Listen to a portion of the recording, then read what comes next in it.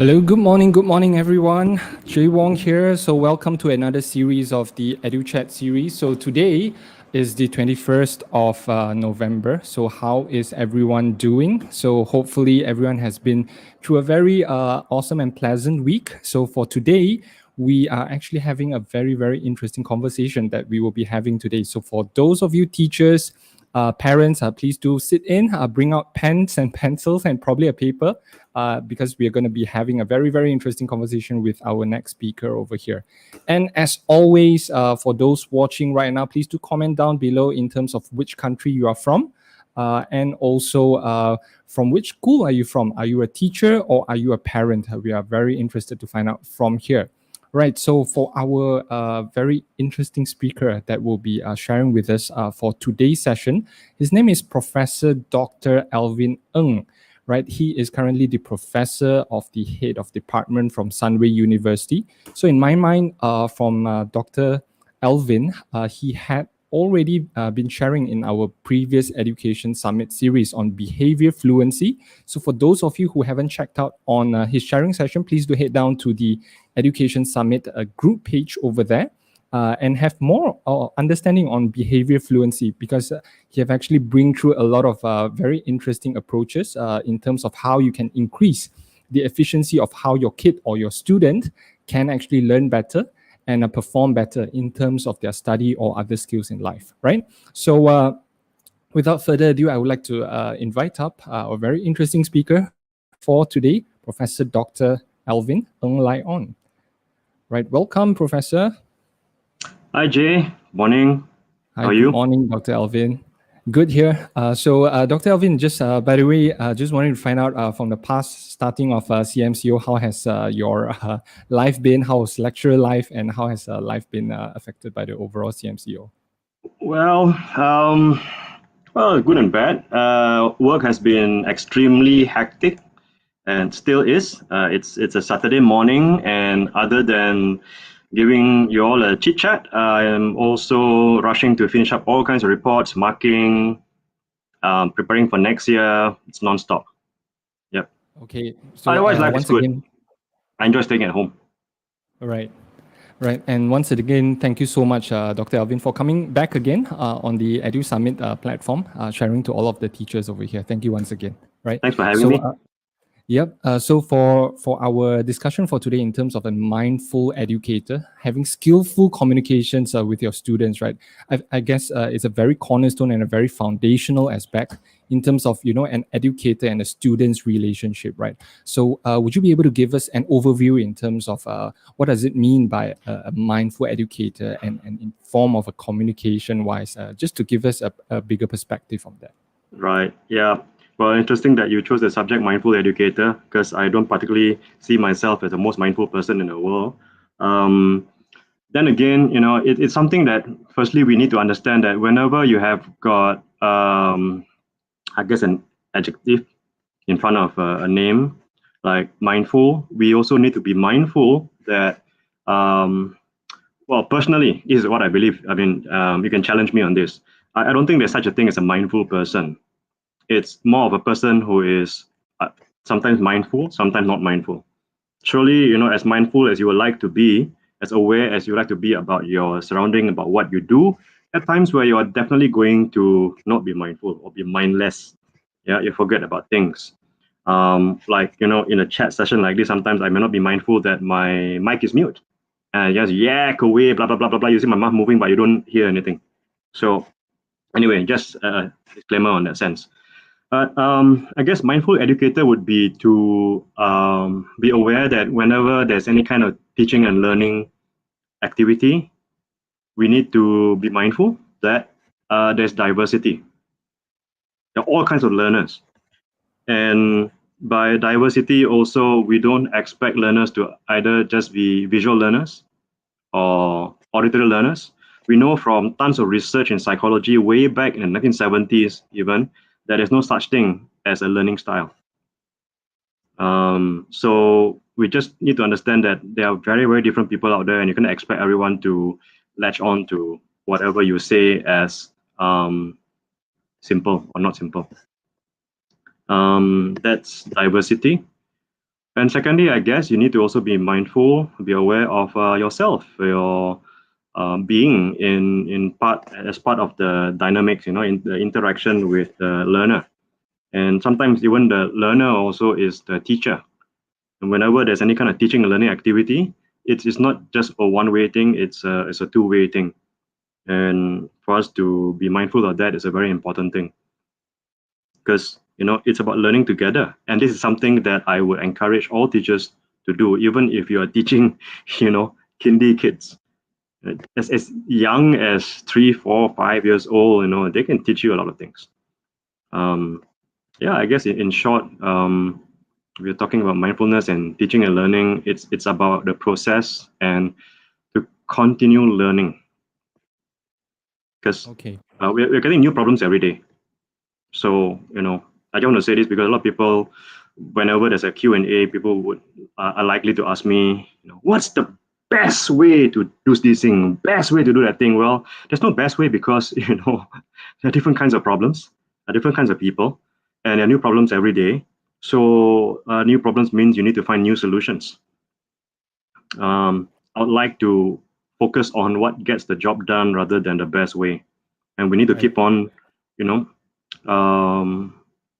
finding solutions. Right. I guess you speak about diversity, and interestingly, there's no such thing as a learning style. I guess in the education summit, we talk about visual learners, different archetypes, and different Yeah, I mean, you can have those as concepts, they are fine, but once you start using them as something that's fixed, then you're going to find a lot of problems, because as human beings, we are very complex. To simplify the way we learn just by saying we could be just visual learners, it's not very accurate. Again, you can look into the research. There are actually tons of research. We need to be evidence-based when it comes to teaching and learning. We may have our own preference, that's fine, but our preference should constantly be checked with the scientific literature on effective teaching and learning methods. What would have been effective, let's say in the 60s, 70s, may not be effective now anymore, especially when we are in the fourth industrial revolution, which is the digital revolution. Things are all online, and thanks to COVID, everything are forced to be online, and many people are actually struggling. Right. So again, new problems, new solutions. Right. And the internet interface, it's both visual and auditory, and you got to scan things. It's all like 2D. Yep. We need to be constantly checking in with the research literature. Lots of people have done lots of research. At least let's do justice to what they've done, rather than just to propagate a certain belief that we may hold because someone spoke about them with lots of conviction. Right. Wow. Okay. And I guess we will delve in more in detail in terms of, effective teaching and learning styles as well. But I would like to divert the conversation on towards Dr. Alvin yourself, right? In terms of your career as, professor, head of department, and clinical psychologist as well. Would you be able to share in summary in terms of your background, in terms of what you have been doing for the past many years from this industry? Wow. Okay. It's quite a long time. Yeah, I know there's a lot, but maybe a very quick one, so for the audience's understanding from there. Well, all right. If you must know my life story. No, I just cut to the chase. I never planned to be an educator, really. I mean, it just happened by mistake because I needed the money. When I was completing my training as a clinical psychologist, I came back to Malaysia from Australia. I studied in Perth, Western Australia at Murdoch University. I was completing my doctoral thesis, and while doing that, it's always good to get some pocket money, especially as an adult. You're supposed to be as independent as possible, and here I am, 27 years old, still living with parents, and no money basically. So I worked as a part-time lecturer at Tar College in Star. Pretty good money, well, good enough. I mean, I'm quite a simple person. And decided that I actually like teaching. I enjoyed teaching. I never knew I could teach. I always thought that I was quite a poor public speaker. But my first lecture was very lucky. As soon as I started talking, there was a huge blackout in the hall. And so, when there's a blackout, you got to shout because the mic doesn't work. And I found that when I shouted, with that kind of energy, it gave me a lot of confidence. Students were nicely patient with me. And then I just went on teaching to the point that once I graduated with a doctorate in clinical psychology, and I joined UKM, that's University Kebangsaan Malaysia, the National University of Malaysia. I joined it to be part of the program to train new clinical psychologists. And eventually, after a year, I became the head of program. So I was running a master's program in clinical psychology. And yeah, so that's basically a short history. I went into academia. That was in 2002. So I've been teaching. I've been an academic at the tertiary level for 18 years. Worked my way up. I was, a head of department early on, very young one.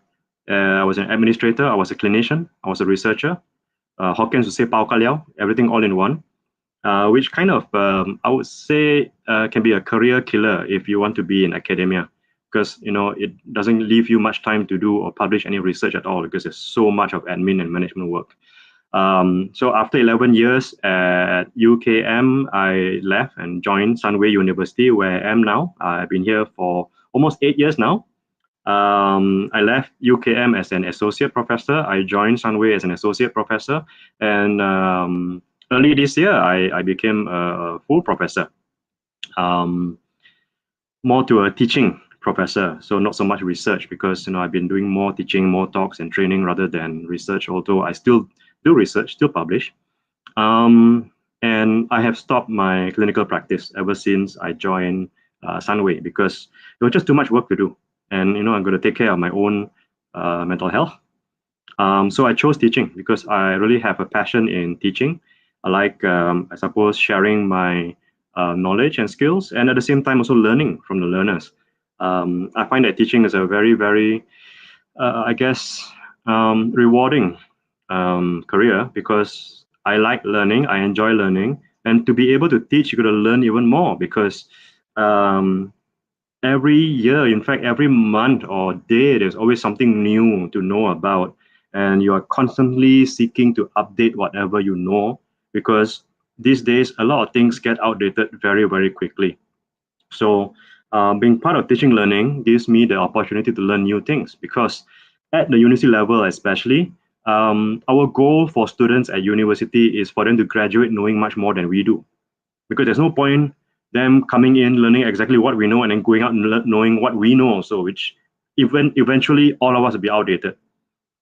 Our goal is to prepare the next generation to learn even more, to get even more clever, smarter, and with better solutions to solve global challenges. How do we sustain? And in order for us to sustain, we need to progress our knowledge, our skills. So part of what we do at uni is to, I suppose, cultivate, to facilitate new learning, new problem solving that we ourselves don't know, because our students are the one who is going to go into the future to do all of these things.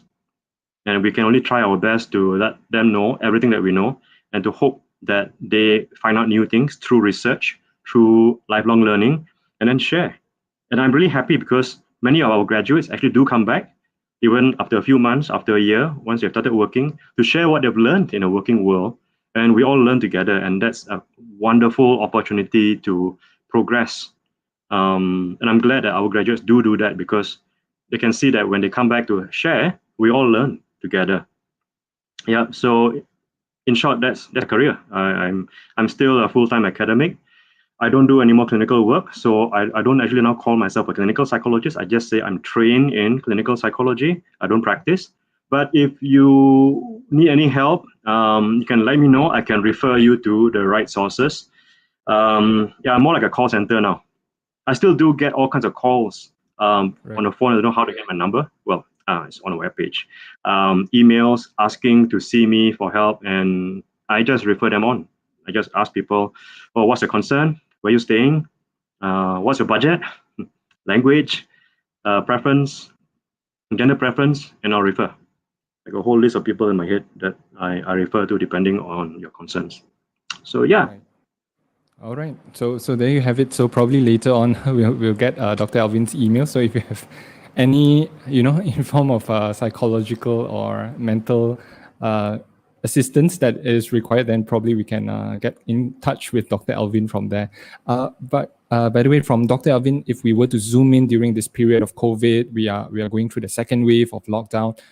Would you be able to share with us, what are some of the most prevalent issues that really arises, especially coming from the education side?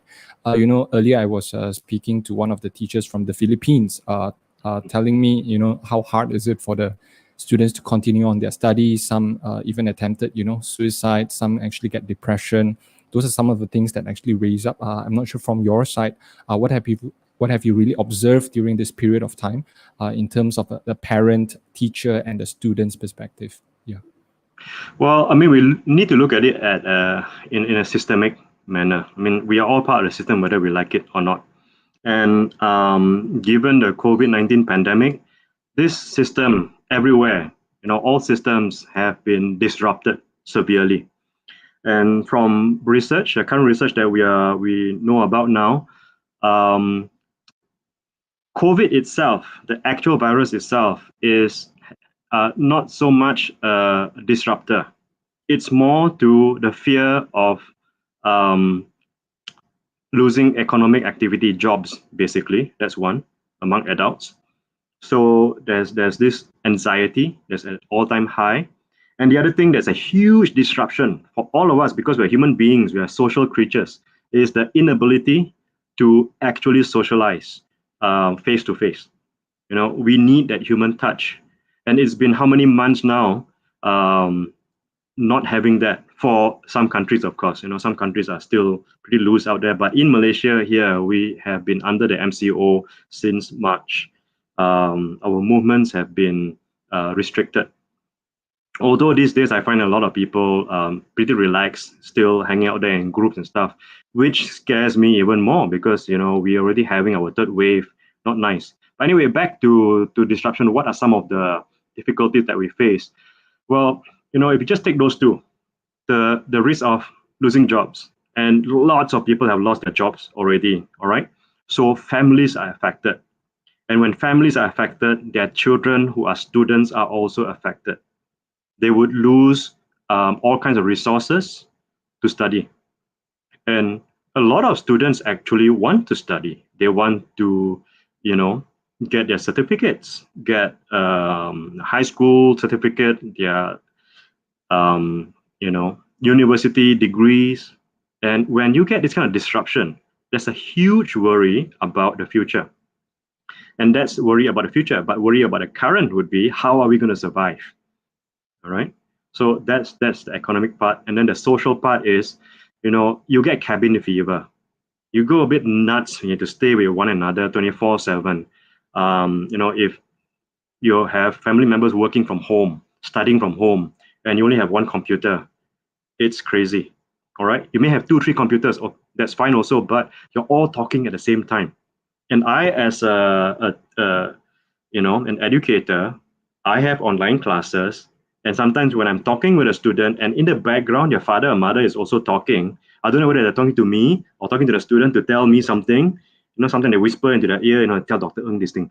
But actually not. They are actually working online somewhere else, but their house is so small that, there's always this background noise.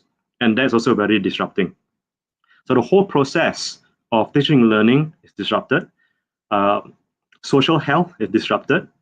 Economic health is disrupted. It's basically loss of disruption that brings up a lot of angst, anxiety, that tires people out. When you are anxious, you are angry, you're frustrated, there's a lot of energy being used. And you fight that. You really try very hard to survive every single minute, every single second, and eventually you get tired. And when you get tired, you get fatigued, there's a higher likelihood of you becoming depressed because you feel pretty hopeless. You try and try and try. It's so difficult, even though you have all the resources there with you, but that sense of helplessness can lead to the sense of hopelessness. So we need to understand that it's a very complex system. So some people are very lucky. They have all the resources. They can work at home, no problem. Kids have got their own laptops or maybe tablets that they can learn from. But many people don't. So you just need perhaps one family in a neighborhood who's going through trouble. It's going to affect the rest of the neighborhood. Even if you don't know each other, because again, we live in a system. We are connected with one another, whether we like it or not. And when some parts of the system are not functioning very well, it affects everybody else. So, if you're not in it, or you're not in it as in you're not having the difficulties, other people are. And it all affects each other. And teaching and learning, well, my experience is some students can't even get online. They can't get to class. Right. So, Exactly. they are from all over the world. We've got lots of international students. In some parts of the world, they don't get electricity regularly, so they can't attend class. They can only email you maybe once a week. What do we do? So at Sunway, we try to be as flexible as possible. We record all our classes so that students can watch as and when. We don't worry so much about attendance because it's kind of silly to take attendance strictly if they don't attend class because it's not their fault.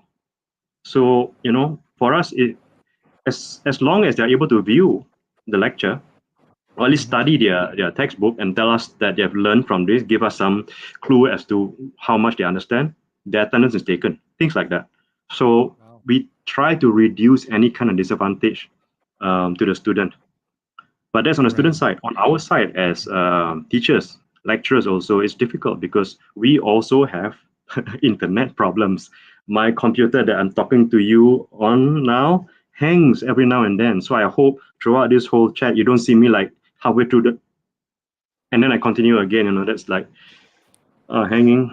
Lots of challenges, which means again lots of frustration. It affects all of us. So this is why our mental health is very important. Okay. Mental health And, problems and is currently the leading burden of disease in the whole world. I guess we will zoom in much more on the mental well-being side. I guess it's a very, very important topics that parents and teachers should be aware of, especially for their kids and students as well.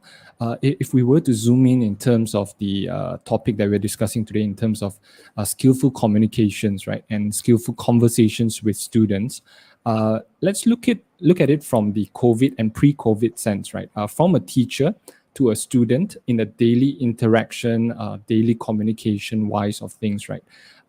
We look at different examples of teachers when they communicate with them. Usually, I would observe that either they would use a very fear-based approach, like something like Michael Jordan or the movie Whiplash, right? Or some Already watched teachers that might one. be, or some teacher might Oh, actually that use more. Whiplash. Okay, sorry. Yeah. Whiplash. Right.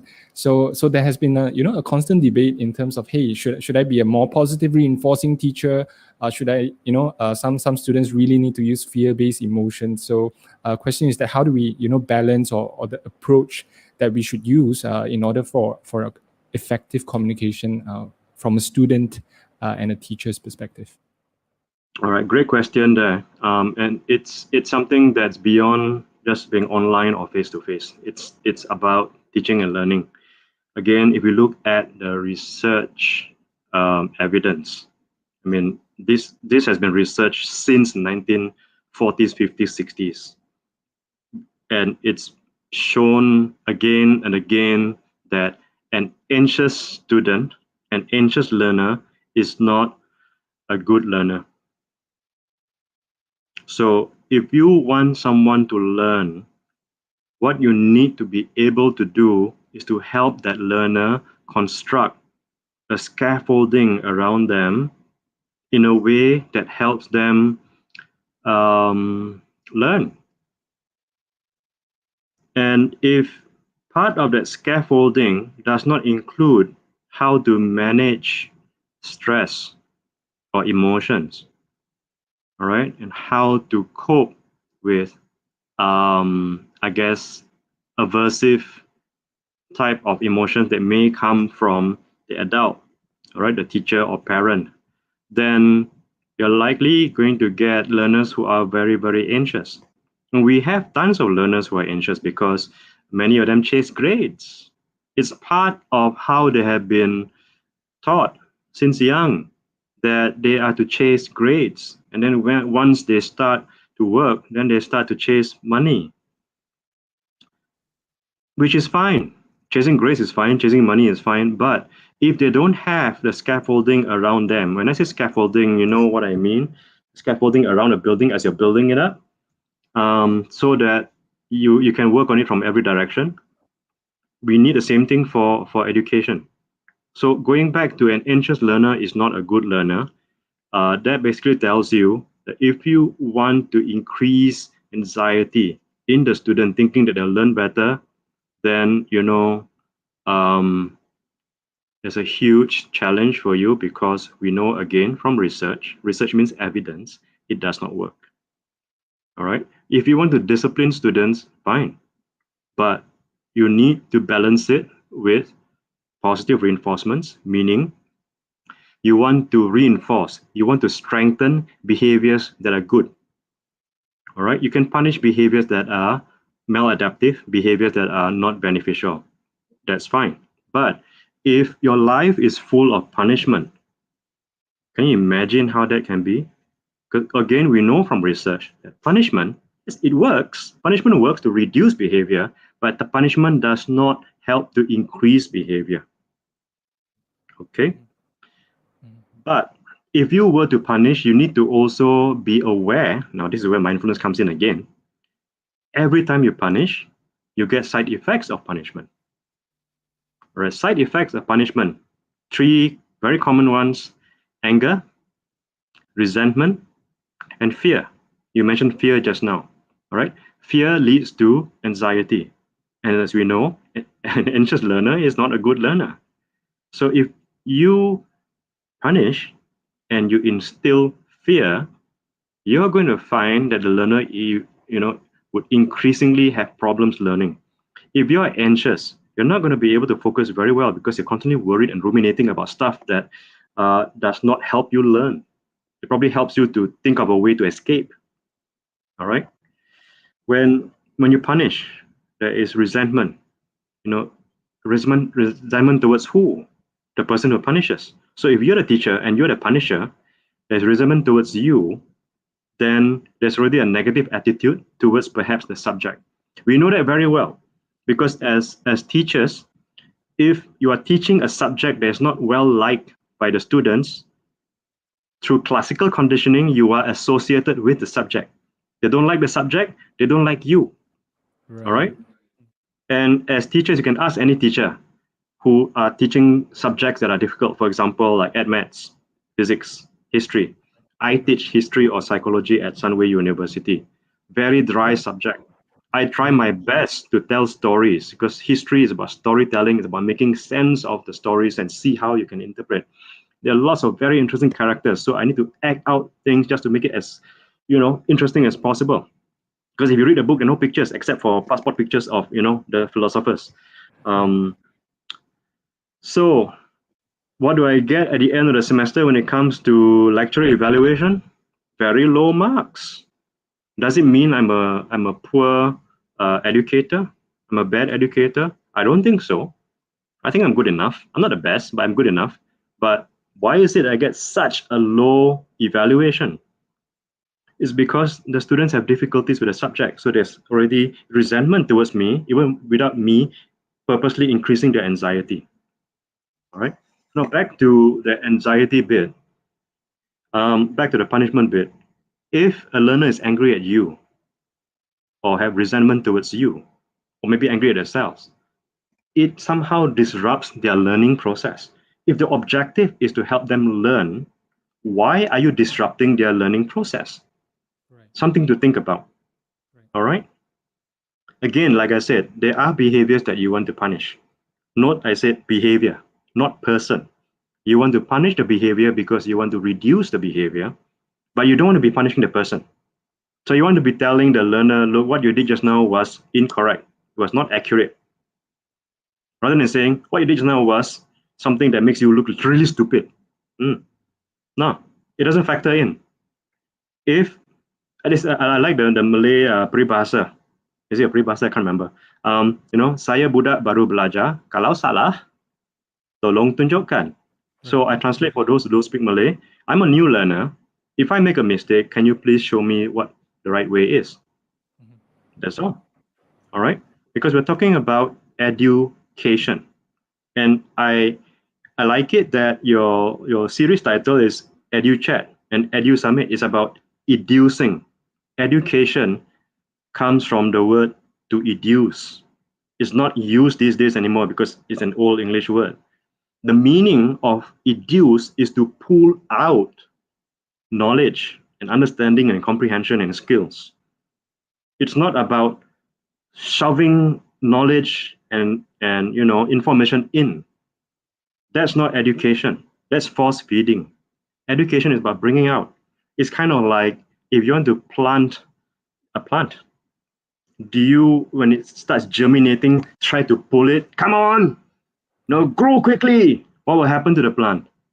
Probably die. You uproot the whole plant, or maybe break it or something. How do you grow a plant? You water it. You nurture it by watering it, by putting, fertilizer. And fertilizer is an interesting thing, isn't it? It stinks. So I suppose that's where, poor grades come in. You learn by improving on your mistakes. It stings, yes, but it's a process of learning. So, sorry, there's a long answer to a short, simple question about using fear tactics. Short answer is stop it. It does not work. If you want to educe someone, don't do it with fear. Because if they want to learn, and if they have got difficulties with learning, fear is already there. You don't need to add to it. A lot of my students are very much afraid of their final assessments. Even if their final assessment is a take-home test, they are so worried because they are so conditioned that the final assessment is always a final exam. They've got like 48 hours to do it. By referring to their textbook, they don't even have to memorize anything. All they need to do is to find the answers, think about something, and put it in. And yet, there's really anxiety. I don't have to increase their anxiety. All right? You find that when you provide a scaffolding and to instill the concept in the learner about creating their own scaffolding, they then become more independent in their learning. To the point that you don't need to spoon feed so much anymore. And that's something that you want to be focusing on as the learner becomes older.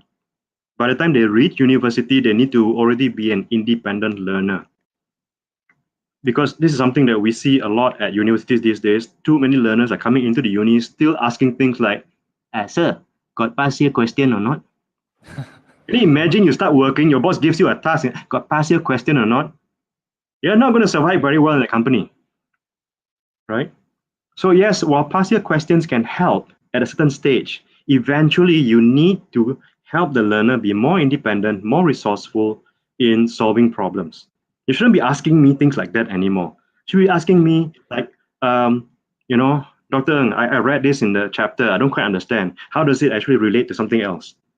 That's a good question. Rather than asking me something that's already in the textbook, and I say, read chapter 3, please. It's a waste of time. You didn't read it and you asked me a question. Yeah. Someone asked me. No, it's okay. Yeah, so Dr. Alvin, on the contrary side, we talk about fear and anxiety-based teaching methods. And then on the other side, there is the behavior, a positive approach whereby, the teacher tries to become the good guy, right? Giving them, praise, reward, and things like that. Would you be able to shift on and discuss about, the approach of using more of a good guy and a positive reinforcement side? What are the pros and cons on that? Because I failed miserably during my first time. There was a time where I went to a service home to teach kids, right? So I thought to myself, very young at the time, hey, I should, give them candy every time when they answer the question. And then what happens was that, after the first class, and you start to see the side effect of it, hey, teacher, no candy, I don't want to answer, right? And then immediately I know that, okay, it doesn't work. So, and on towards that, would you be able to share with us a more sustainable approach? Because teachers have to work with students, for some 5 years, 6 years, 10 years around. So what is a sustainable method or approach of teaching? Yeah. Here's a quick answer. A sustainable approach is trial and error. You will fail. Try again. Again, we have new problems. We need new solutions. So there's no such thing as a best method. You try, you fail, you try again. Perhaps you gave your candies too early. There wasn't any challenge in it. Right. It depends on the age. I tried doing that also at university level. I got scolded by the students. Right. One student who stood up and said, "Why are you doing this? We're not kids. We will answer. We will ask you questions. Why do you have to do this?" That was, again, my first time teaching. I was perhaps like you also. It was so embarrassing. Right. So, yes, a lot of parents and even teachers also challenge me on using positive reinforcement. Positive reinforcement doesn't mean you're a good guy. It is separate from trying to be a good guy. Your objective in the classroom is to not be a good guy. That's why we call in Malay syok sendiri. It's not about you. It's about the learners. And it's about you learning with them. All right? So if you go in thinking that you're going to be the good guy, you're going to get like very nice evaluation, then no, be a celebrity instead. Because you're always a good guy as a celebrity. Okay, go in focusing on what the learning need is. Like, and earlier I talked about diversity.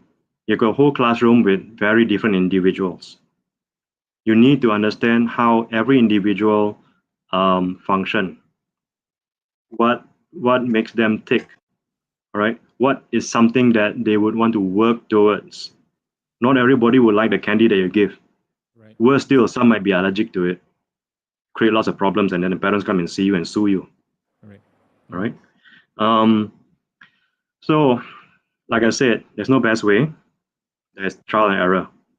You try, and sometimes a good way, again, not the best way, a good way is to ask the students themselves, the learners themselves, what would help them learn.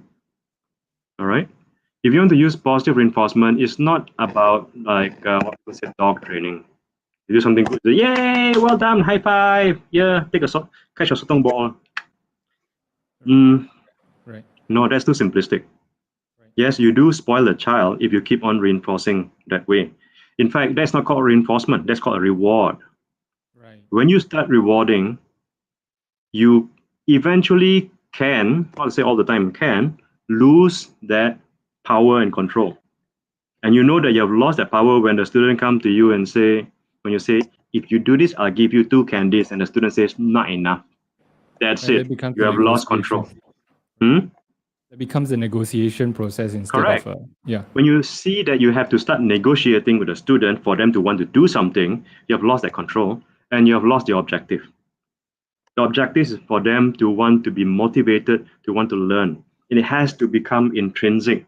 You want to reinforce curiosity. You don't want to reinforce the correct answer. Yes, the correct answer can feel very good, but you're going to be incorrect a lot of the time. So part of your scaffolding is and should be how to cope with failure, how to cope with when you get something wrong. That's a skill that we need all learners to learn, because we ourselves, we fail too. I fail on a daily basis. Perhaps I failed to answer your question correctly just now, so I just didn't realize it. Right? Does it matter? Yes, it does. You can tell me later that I didn't answer you correctly, but I've got coping skills now. I'll say, oh, really? Haha, oops. Shows you that I'm human. We're all messed up in some ways, but we need to have the coping skills to learn how to face failure. So if the objective is about to learn something, you're moving towards that goal, but you have to progress towards that goal. You may fall, you learn how to get up, and that's about resilience and grit. So as much as you want to teach, and no, I wouldn't even say teach anymore, to educate the learner, where the objective is for them to meet all learning outcomes, meaning by the end of the term, they need to be able to know this and this and this and this. Yes, all good, but that's the learning outcomes. On the other side of the learner, you need to think about what are some of the skills that the learner needs to have to sustain this learning outcome and to use this learning outcome, or to cope with all the processes that feeds into this learning outcome. And those processes involve resilience, how to cope with failure, how to ask for help, how to make friends so you can ask them for help. All right. Too often, a lot of learners focus so much on being clever, getting the grades, and they start showing off. When you start showing off that way, you start making friends with people you think are smart only. Ooh, it's not going to be very good for your, Right. character. Mhm. We know again from longitudinal research that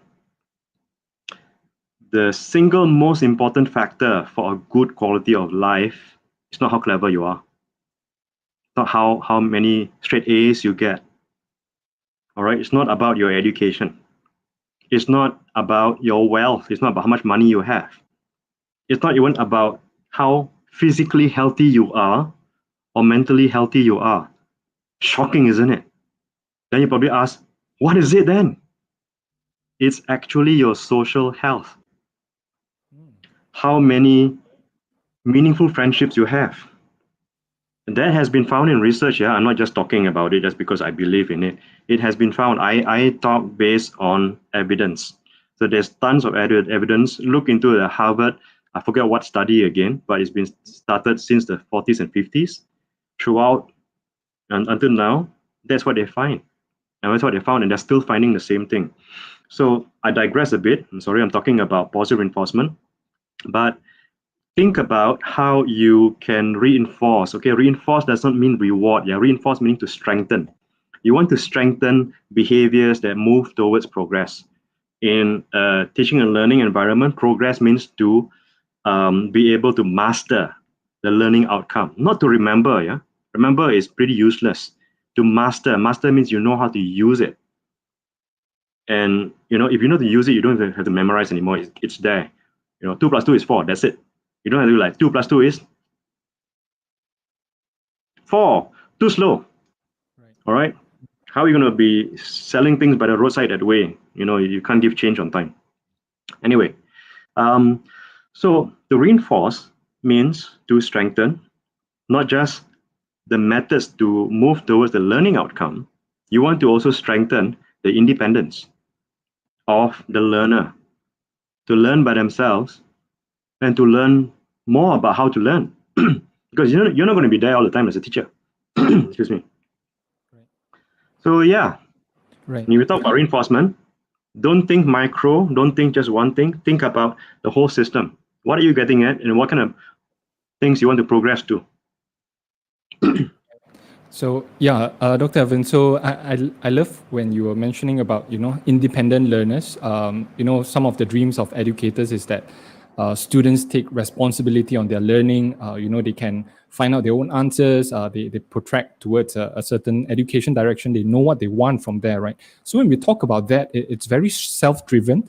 It's very self-initiated in a way. So in a way, would we be able to say that? To create a motivation of a students to have meaning on their learning, it's essential. So with that, from a clinical psychologist perspective, right, we talk about ultimately a human being, when you want to get yourself out of the chair to do something, it requires motivation, right? And it's a triggering of hormone dopamine to get you towards a pleasure to achieve something. Would you put it in a way from that sense? I've seen from the current situation whereby the most potent one is, of course, games, social media, that allows them to be a very self-driven individual, conquering the games, going through challenge by challenge to achieve a certain outcome and goal. And the same thing, if we were to apply it from the learner's perspective, how does it really relate from a clinical psychologist perspective? How the brain functions from there, and how do we really drive a self-initiated and self-learner, independent learner from that perspective? Okay, I wouldn't say it's a clinical psychologist perspective. It's clinical psychology doesn't own this kind of perspective. So I just want to make it clear that it is not a clinical psychology perspective. It's just a perspective, and it's something that we need to recognize as multidisciplinary. All right. Many subjects into one. I will not even bother labeling it. So what's important is for us to recognize, you mentioned just now dopamine. Dopamine is just one of many, many, many neurotransmitters, a chemical in the brain that helps to send a message from one neuron to another in the brain. And it usually has to do with,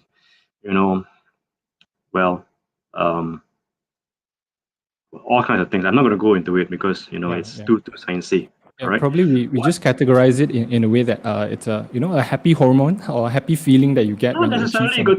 You got too much dopamine, you start dreaming while you're awake. Right. You become schizophrenic. You got too little dopamine and you have Parkinson's. So it's not a happy, it's not about being happy. But what I want to say would be, let's understand that as a human being, all right, our psychology, maybe I can just talk about the psychological perspective, not clinical psychology, because clinical is about mental illness. And this is not necessarily about mental illness, it's about learning and motivation and behaviors.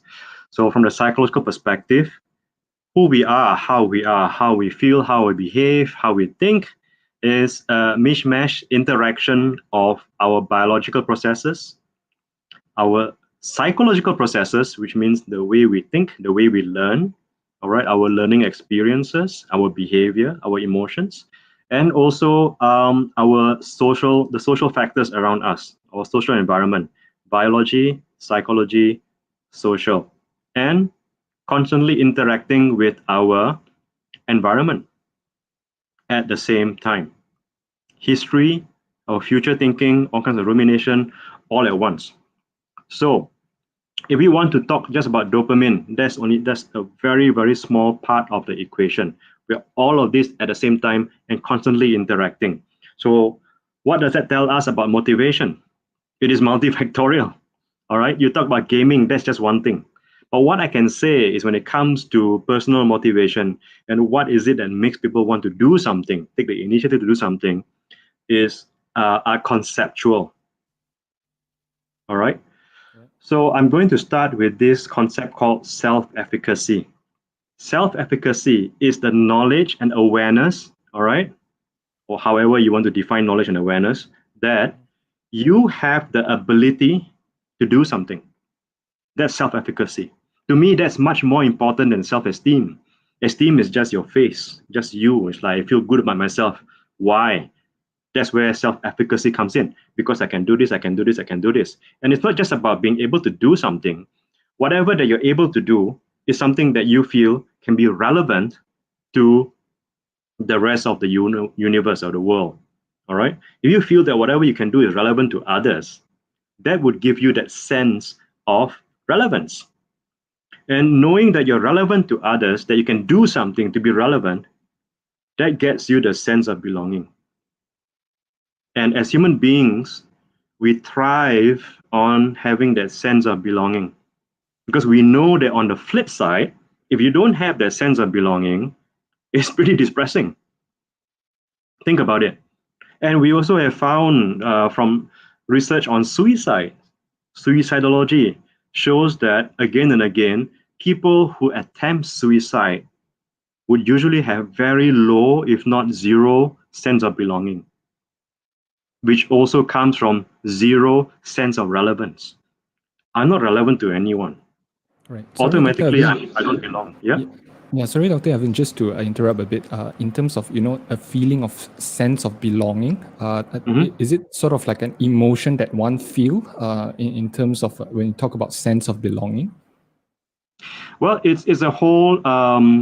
It's a sense, so it's an emotion of sort that people don't tend to label because you just feel good, you just feel accepted, you feel validated. All right. So that sense of belonging. So I was saying on the flip side that if you don't have sense of belonging, you don't have sense of relevance, it normally leads to you not having the ability. Not having ability means you are helpless. So if you're helpless, that makes you hopeless. You got no sense of belonging. Why should I even bother existing in this world? So that's on the other side, the dark side. But what makes us motivated to want to do things is that we know where we belong. And because we know where we belong, we feel relevant. And because we are also able to, we know that whatever we do can be relevant, that can be itself a motivator for us to want to do anything.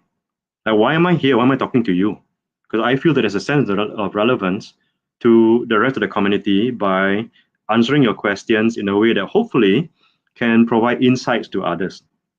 And hopefully after this, when we have Q&A, I can also learn from your questions and your insights, because I probably would have made some mistakes here and there. Haven't thought of certain things. And when you ask a question that I never thought about, boom, I learned something. And to me, that motivates me to want to give this talk or chit chat, because I'm motivated by firstly sharing, because I know I'm able to, and secondly, I'm also motivated by what others might think, because from there I learn. And to me, being able to learn is something that is intrinsically rewarding to me. So I'm giving you why I'm motivated to do this and talk about all this. Because firstly, I feel that they're relevant and I'm able to make it more relevant. It gives me the buzz. Right? Maybe it's our ego, I don't know. Could be. Yeah. Right. The ego feeling there is like, oh, I'm so smart. Could be. I'm open with it. But again, it leads back to that sense of belonging. I belong to part of Edu Summit. Feels good. And I can give back. Giving back, contributing makes me feel good, because I want this place to be a better place. I want to invest in the future. And this is an action or behavior that contributes to investing in a better quality of life for me and also for the people around me. So I believe strongly. That's where I'm coming from. So if you're talking about gamification or things, it doesn't really matter what platform you use. It can be games. But what motivates people to want to do things normally is that, firstly, a sense of belonging and what we can contribute, what we can do, the sense of usefulness. If we are useful, we are not helpless, we are not hopeless. And that's something that I think is a very good question that you ask, because a lot of students I find these days, right, are so focused on grades, they don't even know they're useful. They're only useful to get grades. But once they go beyond grades, when you ask them, what would you like to do? I don't know. I spent my whole life getting good grades, but I don't know what to do. Right. And I ask them, what are some of the problems in this world that you would like to solve? I don't know. That wasn't in the syllabus. That's scary. Right. Because a lot of very smart students, these are very smart students, yeah, they get straight A's. But when I ask them, how would you want to contribute to the community? They don't know. They're so focused on grades. Right. And that's a problem. I mean, grades are fine, but you need to, as you learn, know your place. That means sense of belonging and sense of relevance. No point learning all these things, but you don't know how to use them. So your education is as good as what you do with it. That's something I learned also from other speakers that I've listened to. That's like in a nutshell. And that's, I think, a very powerful thing that I've learned. Your education is only as good as what you do with it. Right. So, sorry, roundabout way. What to do? Lecturer, I talk a lot. Right. And I really like that when you were mentioning, one of the main important factor of a happy life, right? If I would put it in that way, is about forming meaningful friendship. And I guess when we look at uni days, right, when we remember back on the entire experience, the grade getting A's is not as potent as thinking about, hey, we actually form great relationships with friends in universities, and we actually had the journey together of struggling together and then achieving together, the ups and downs, and these are all, tied down to human interactions in a way. And when we look at in terms of a skillful conversation between a teacher and a student, right, the entire process of leading on towards that perspective, I guess is very important as well. I guess I would want to segue onto a very different question form towards this. In Education Summit, we talk about, teachers adapting to different learners type, right? Being able to cater your communication for a certain type of students and certain way of how students respond, right? And I've seen from some of your articles that you mentioned about different learner types, right? Would you be able to share with us in terms of how a teacher can be able to customize or craft their communication methods through the different students' ability to understand and to perceive that information? Short answer is with great difficulty. If you've got a class of 50, you got to focus on the basic stuff first. You got to control the class, control the behavior. All right. Before you even know how they learn, it's very difficult. And this is where I would like to encourage teachers to prepare for failure. You will fail horribly, and you will carry on failing horribly, and that's fine. Keep trying. I still fail. I've got now, not that many students, not compared to sometimes we have tons of students, like 150, 200 at the same time in one class. It's a one-way thing, and now with online teaching, you don't even see their faces. You don't even know who they are, how they sound like, how they look like even. But how we can approach is, we do our best to get to know our students and help them know who we are too. It's a two-way process. It's like making friends. Again, it comes back to social health. Making friends, building relationships. That to me is one of the ultimate skill to learn as you're growing up. It's very important, because if you don't have grades, at least you got friends, right? You have difficulties with studies, at least you can find friends who can help you. Don't do it alone. Don't be a hero. Even heroes need Justice League, Avengers. Alone, pretty much nothing. All right.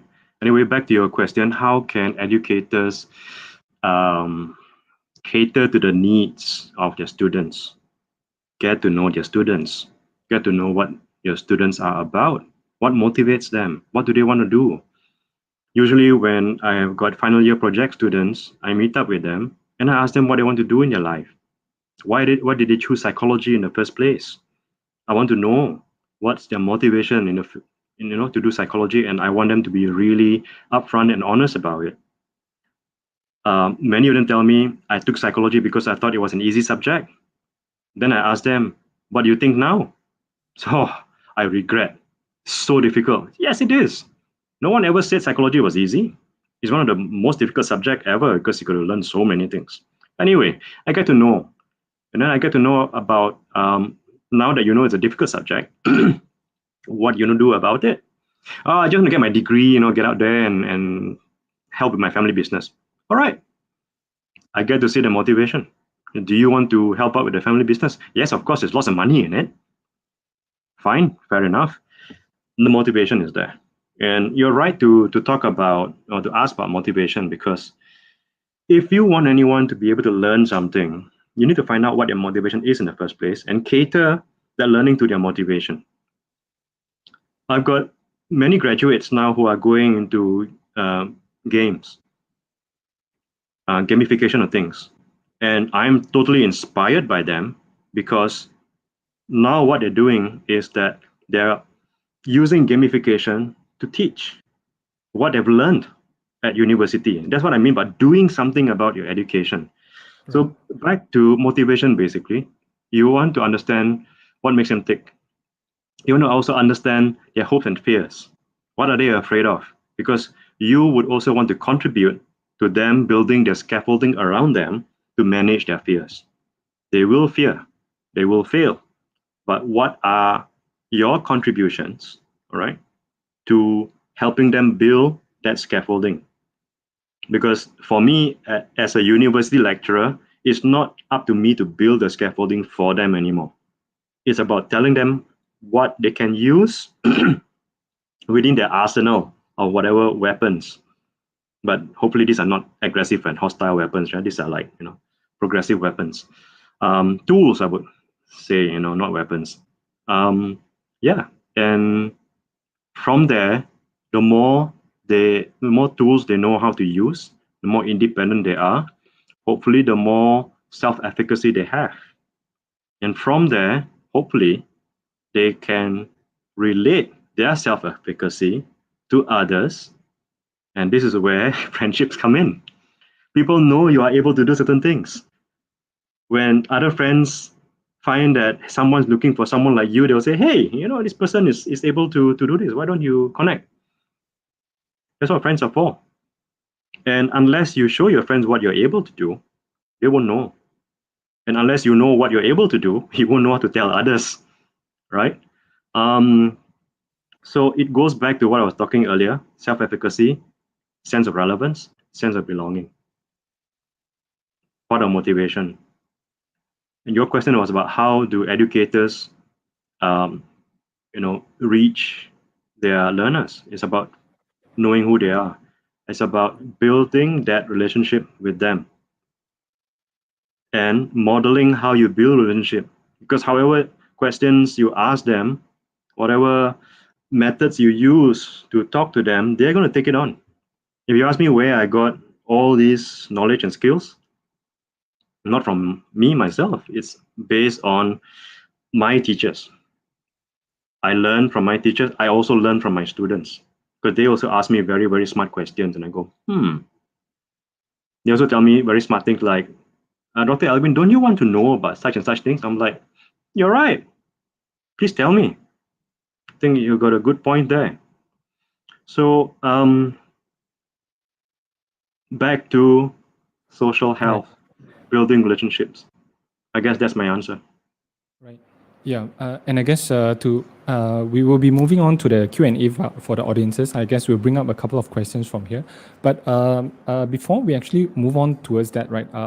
We talk about teachers. Some teachers actually told me that, hey, for every student, right, they even have, like a portfolio folder. It's like a client folder. So student A, okay, these are their tendencies, these are their strengths, weaknesses. This is how I should communicate with them.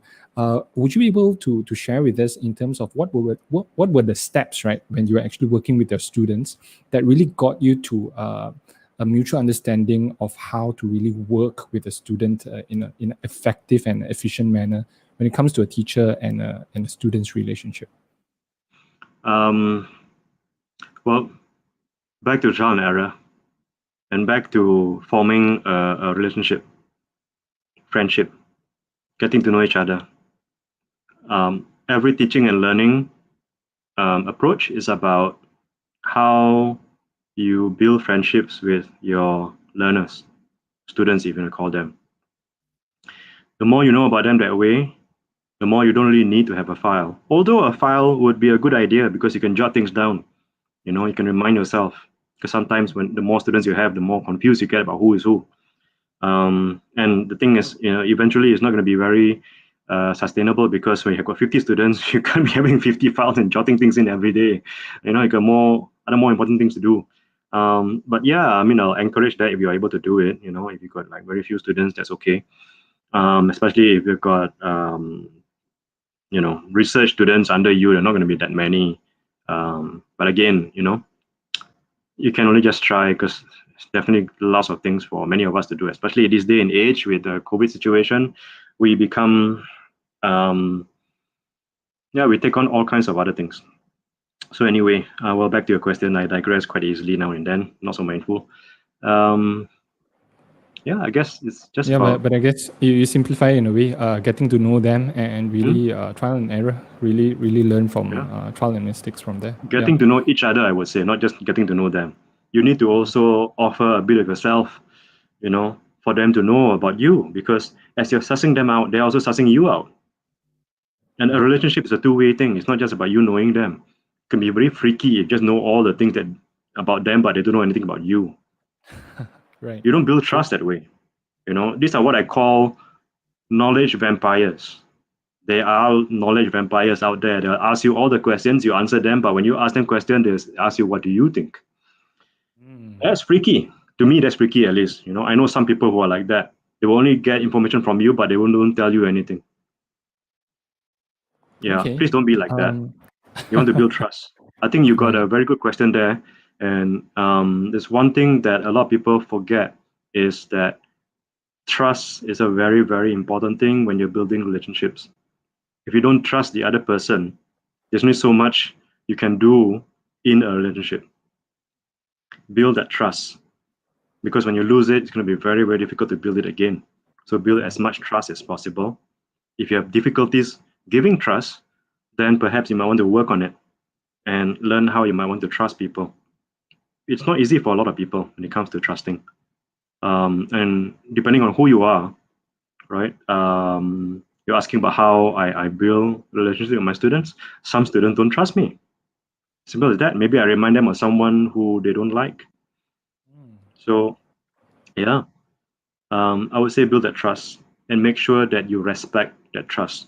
Because a lot of things sometimes students come to you for is not just about their studies, but it's about their own personal difficulties and challenges that they would prefer to remain,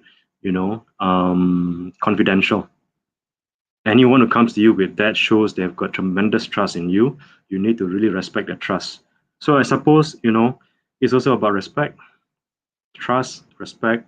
That's how you build relationships, and that's how you want to also model to the students. Whether you like it or not, you are a model. You want good behavior, you model good behavior. If you show bad behavior, you ask for forgiveness and you acknowledge that that was bad behavior. It was wrong of me to do that. And you show it to them. That was wrong. Please, you don't do that. I made a mistake. So use yourself as a model. All right. Yeah. Very complete answer from Dr. Alvin. So I guess let's take one or two questions from the audiences over here. Is it okay, Dr. Alvin? Sure. So Mhm. yeah. So we have Aziz Rajab over here. Welcome again, Aziz. So question from here. Hello, as an analogy, families who preach and live with good values and morale shows excellent achievements in schools and in academics, extracurriculum activities, although they are punishment executed. Any comments on that? So educators should know or should show how much they care for their students. So students do not care how much you know. Any comments on that in terms of, talk about the family aspect on this as well, right? In terms of the values of family on, balancing between punishment and rewarding achievements of students. From there, Dr. Alvin. Yep. Well, everything is easier said than done. All right. As a family, we may want to push for values, as much good values as we would like, but we need to also be aware that whatever we think are good values may not be agreed upon by others. And when your child goes to school, your child will also learn about other students, other children, their classmates, and they come from families with different values also. Good and bad, of course. They are likely, if they're young, to get confused and they start asking you questions such as, how come we're not like them? And when you have got certain values and any member of your family does not follow or adhere to those values, they might get punished. But that's how it is in society, isn't it? You go against the grain, you get punished. So punishment is something that is to be expected everywhere, which is why one reason why we reward and punish our children is because we want them to toe the line, to tell them, hey, this is how society is. You get into trouble, this is what's going to happen to you. And question, Aziz Rajab asked my comments about, yes, family preach good values and morale, show excellent achievements, so there can be very good models in the family to show that. That's good. But from a lot of families that I've seen before when I was in clinical practice, how do I say this? It's not all blue skies. There are bound to be some problems here and there because we are human beings. We are bound to make mistakes here and there. So I would want to look at things at a moment-to-moment kind of thing, rather than to say something like, you got to look for happiness. It's kind of a romantic idea, happily ever after kind of thing. Like you achieve, everything is good. So I think my comment basically, you're a bit cryptic. I'm sorry, Aziz. is that we just need to progress as best we can. They will be over punishing, they will be over rewarding. We're going to overdo, underdo here and there. It's about adjusting. Balance is not a static point. You don't achieve balance and stay there. You are constantly going to be unbalanced, which means in order for you to find balance, you constantly have to move, because there'll be something that will disrupt you. So I suppose, so educators should also show how much they care for their students. Yes, caring contributes to a sense of belonging. Now, there are a lot of institutions, educational institutions, that instill that sense of belonging very strongly. For example, we have got old schools, or no, not old schools, but old boys association from boys schools earlier, like the Kuala Kangsar school. There's so much pride in being in that school. Victoria Institution, there's a lot of pride. There's a sense of belonging. In the US, my experience when I flew into Los Angeles airport, I was shocked to see that there are shops selling local university paraphernalia. I'm like, wow, people would actually buy like UCLA beanie. Right. It's because there's such strong respect for that sense of belonging about that university. You want to somehow belong to it because there's that sense of respect. So I mean, coming back to educators, you want to show that you care, because you don't just represent yourself as an educator, you also represent the institution that you're in, you represent the community that you're in. So if you show that you care, your sense of belonging to whatever affiliation you have also shows that you care. I mean, you think about it. This day and age with online resources, social media, as soon as that one person in that one institution does something bad to one student, it goes viral. What happens? The whole institution gets it because of the affiliation and the sense of belonging. So when you provide a sense of caring, compassion, that you actually care for their progress as an individual, you also, model it as part of the institution. And I'm saying that it's important to show care. I'm also saying that it's important to correct, whenever a behavior is incorrect. Right. So, sometimes a lot of people say, you talk about positive psychology, positive reinforcement so much, does it mean you don't punish? Oh, no. Society punishes. So you need to teach learners about the punishments that may happen if you do something bad. But again, there's no perfection. There's no best way. You can try, and you'll find that sometimes whatever I say you try doesn't work. I stand corrected, or rather in this case, I sit corrected. But yeah, we can only try. I don't know whether I've answered your question or no. Right. But yeah, that's my comments so far. Feel free to ask me more. Okay. Right. I guess later on, let's talk about punishment as well. It's a very hot topic amongst teachers. How do you punish Oh, yeah. well for the good outcome from there? But Mhm. before that, let's take one more question from the audiences over here. So it's a very, very good question that is very hot right now also. So how to approach students who involve in, non-governmental organization activities while studying till they lost interest in their study. So during COVID situation lies in whereby there's stress, there's anxiety, till the point that they lose interest in student. By the way, Dr. Alvin, there are some teachers telling me that, hey, some students actually block me from WhatsApp group. They're not responding to my call during Trust COVID. issues.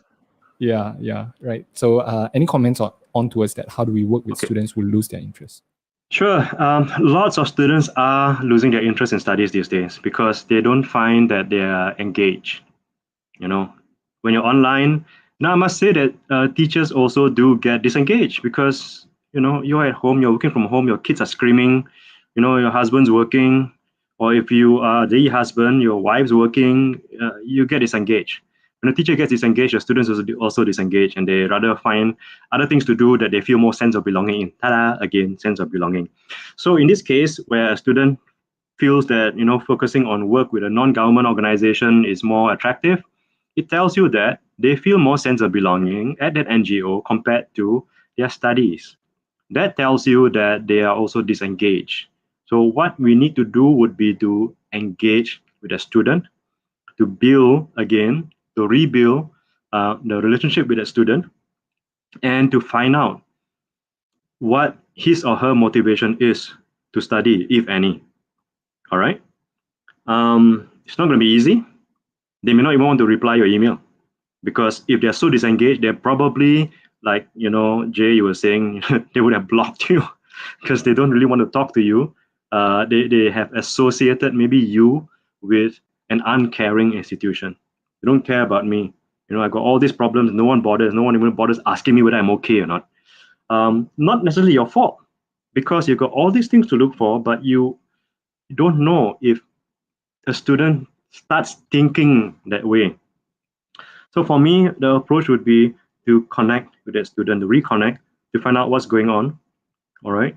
To maybe even find out what is exciting about the NGO.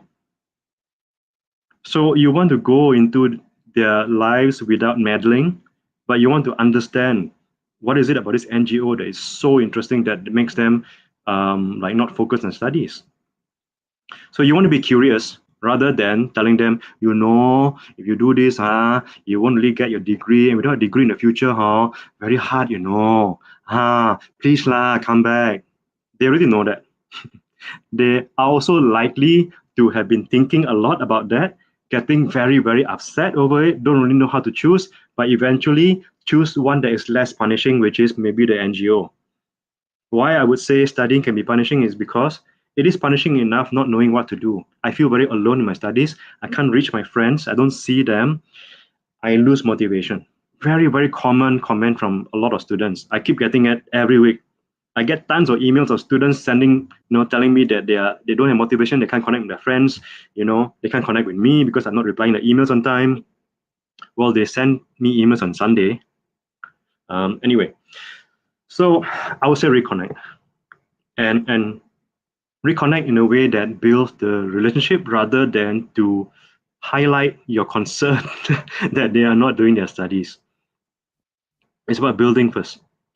So I hope that helps. Try that first. Because for me, your concern may be about your studies, but your concern may not be shared by them. So you want to be sharing their concerns first. Once you hook them in, you engage with them, then you start finding out, okay, what's going on here? And one of the ways that I would normally, I've got students like this as well. They are very big NGO people. They are very smart students, but they don't attend class. They don't do their assignments, which is not good, isn't it? Because it doesn't go towards grade. They might even fail. So you would think as a teacher that, wow, this student is so good, you don't want them to waste their time. Especially at Sunway, they pay lots of money, okay? We're not cheap. So what I would normally get them to do is, hey, I see you doing lots of great work here. I'm wondering whether there could be some things that you can take back to your studies or to connect the two, because I would really like to see your assignment talking about this thing that you're doing. Something like that. And many of them actually get excited. It's like, oh, you mean we can do that? Yeah, sure. You've got this theory in psychology that definitely, have got something to do with what you're doing. Why not you connect the two? Because wouldn't that be fun, being able to apply whatever you learned at your workplace and see if it works? Then I tell them, I challenge them. I challenge you to maybe challenge this theory to show that it doesn't work. Things like that, make it like a game or challenge of sort. It makes them think. You still meet the subject learning outcome because it's about application. And you can even do that with children, young children in primary school. You'll be surprised how well they connect with the real world. So yeah, big long-winded, sorry, but yeah. Right. And And you were against yeah.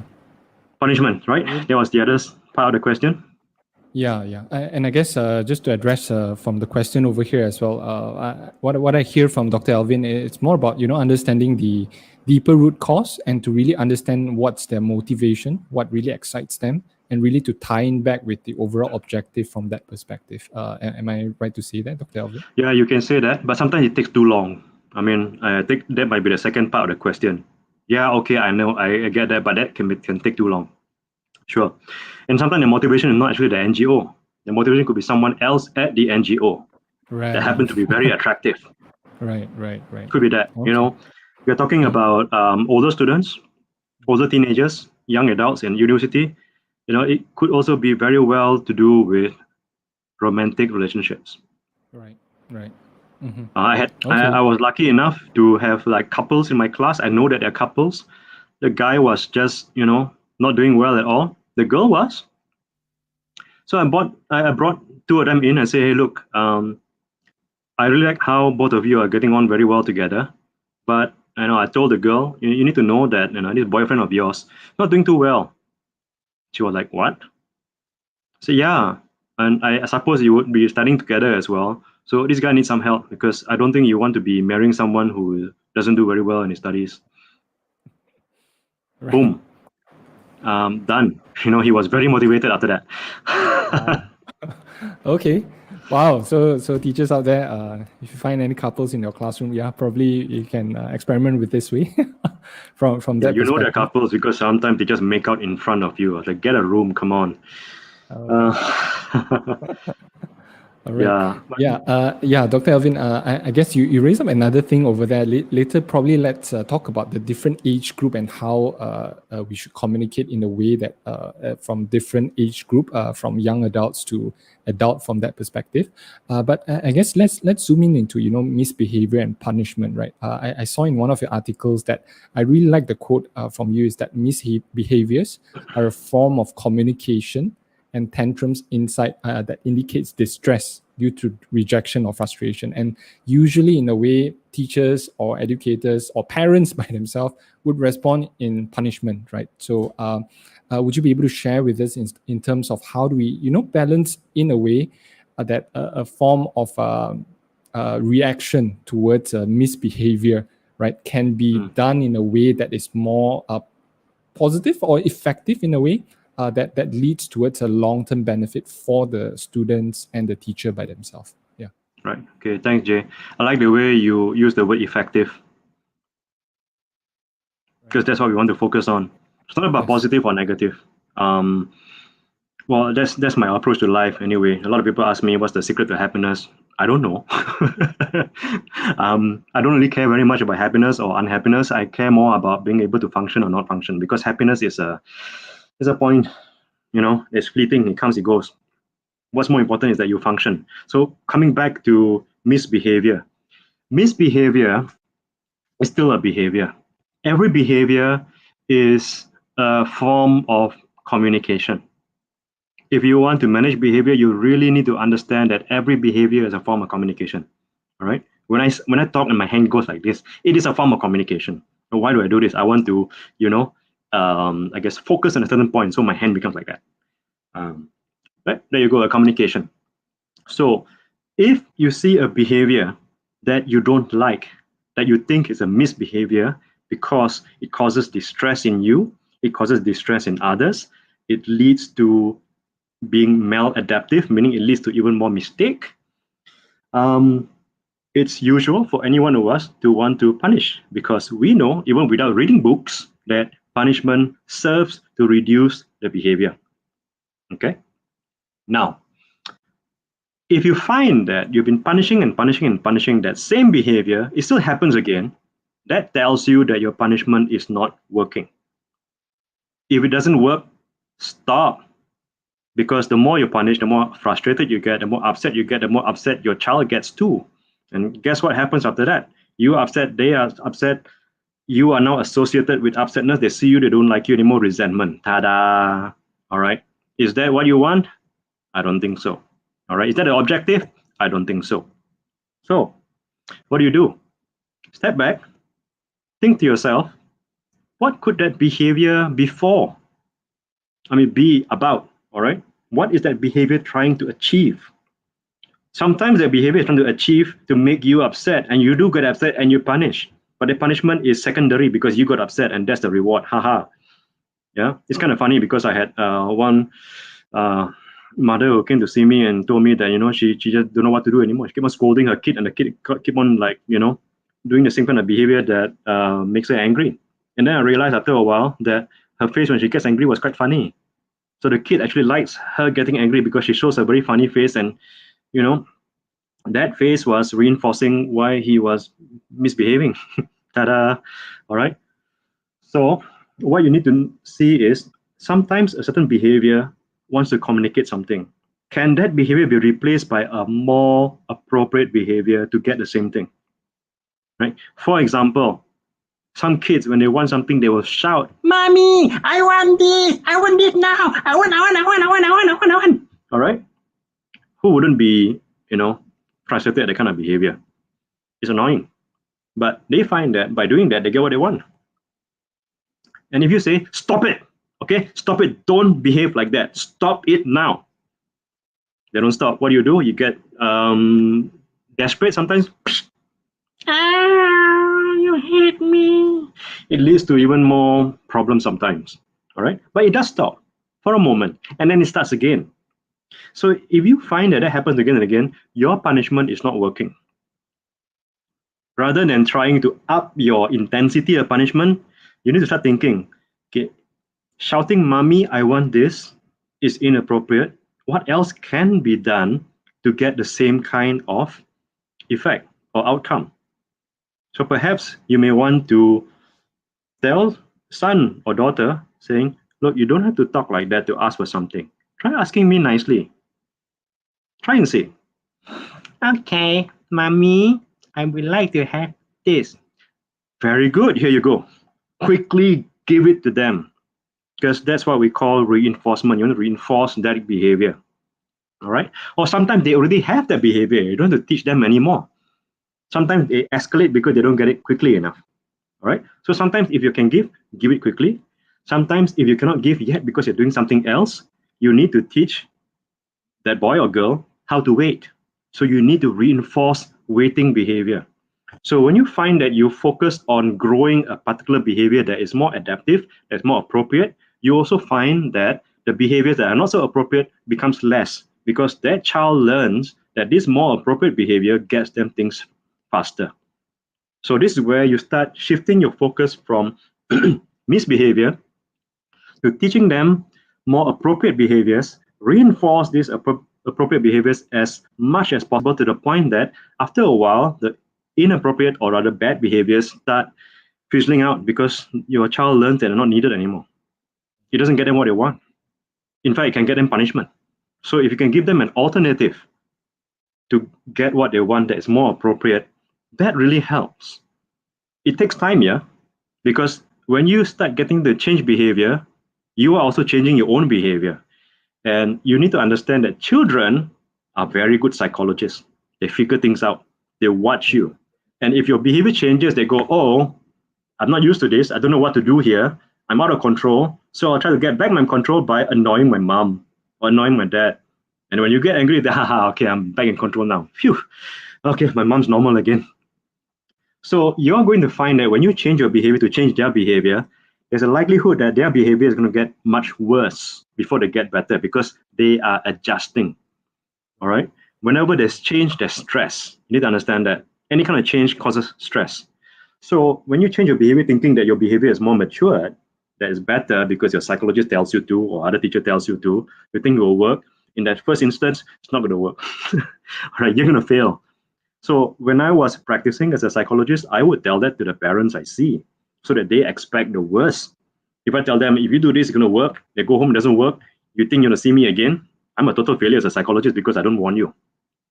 So you get what I mean? You want to replace a bad behavior, although I don't call bad behavior, I want to call it a behavior that's inappropriate, that's maladaptive. Replace it with something that's more adaptive, strengthen that more adaptive behavior as much as you can, get others around you to strengthen that behavior. It becomes more attractive to behave that way. It's less attractive to behave in a not so good way. Think about sustainability. You want people to recycle plastic. or whatever other things. But if you make it so difficult to recycle, why would we want to recycle? Right.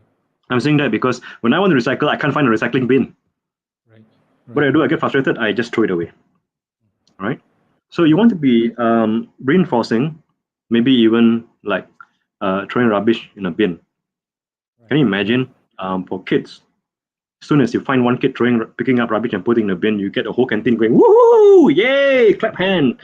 Eventually it becomes reinforcing to do it. But of course, it may not be sustainable because you can't be doing that all the time. Right. In a skillful manner, of course. Yeah. Skillful And manner, Doctor, yeah. intrinsic. You want it to become intrinsic from inside. Right. And Dr. Alvin, is it okay if I boldly want to request the story from you? I love the story when you share in a previous time from the CSI approach, or for the kid that plays with the switch, the light switch that wouldn't stop. It's up to you if you are willing to share on that. Yeah. Yeah, sure, no problem. I normally share these stories when I give workshops or talks to teachers and parents in managing kids' behavior. Right. Yeah, it follows from what I was talking about. If you keep on punishing a behavior to reduce it, but you don't replace that behavior with something else, children as children, they don't really know how to find something else that's new to do. So they are likely to revert to that same behavior. So the story I told Jay was, sometimes you get a kid playing with a switch, tick tack, tick tack, tick tack, tick tack. As adults, surely we tell them to stop, isn't it? Because it could be dangerous. They could die from being electrocuted. I mean, if that ever happens, I don't know. Never tried before. I don't dare to try. So what you do is say, stop it. All right, stop it now, okay?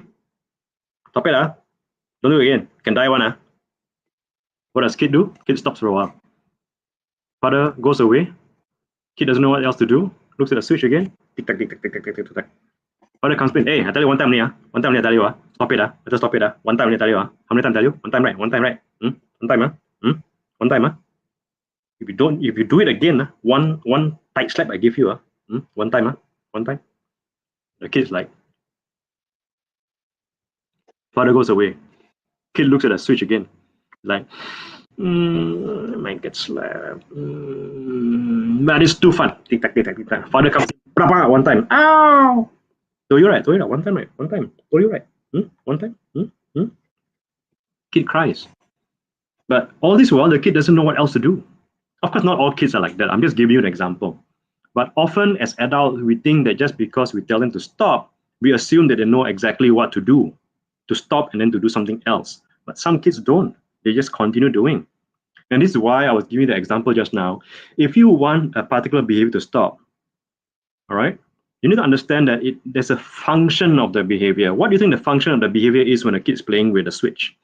It's fun. All right. So if the kid's having fun doing that, and the kid tells you, probably is not wanting to tell you directly, but that behavior tells you the kid wants to have fun. So instead of saying just stop that, saying, boy, please stop that. It's dangerous. You can die. When you die, I'm going to feel very sad. Please don't do that. Come, play with this instead. So when they're playing with something else, you reinforce, you strengthen the behavior of playing with something else. And wow, you can play that. Well, that's very well. Come and play with you. All right. So eventually, if you redirect their behavior and reinforce the new behavior, or when I say reinforce means again strengthen. How do you strengthen the behavior? By providing that behavior with all kinds of positive and pleasurable associations. All right, when they play with a toy, it's more fun. They get an engagement, they get attention from you. So whatever surrounding that behavior is very pleasurable. Right. All right. That's how you reinforce or strengthen a behavior. You want that behavior to be something that is meaningful to them, that gets them even more fun. What happens to playing with a switch? It's going to be less attractive because they either get slapped, all right, or they get scolded. But when they engage with in an alternative and more appropriate behavior, they find that it's more rewarding. Okay, so replace an inappropriate behavior with a more appropriate behavior. Right. But make sure that the new behavior serves the same function. So if it is to communicate that I want something, say it in a nice way. Because some children, they whine.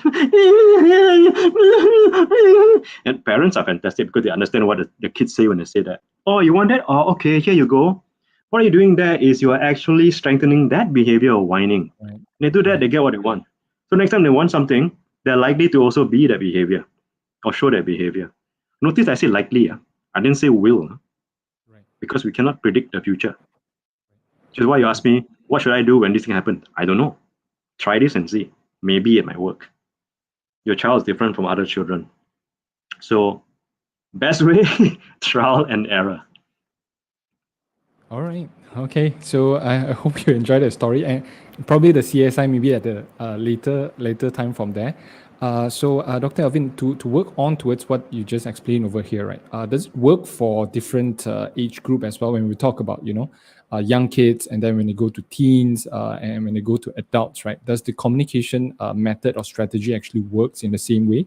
Because when we know the story of kids, they are very responsive when they're young, but when they cross the age of 13 and above, they start to shut down from the way. So the different way of communicating, and when they reach towards adult, it's much more different and a very logical approach. Any comments on that as we progress on towards different age group of students? Well, I mean, if you want to address that, then you'll need to know the psychology of development and also the biology of development.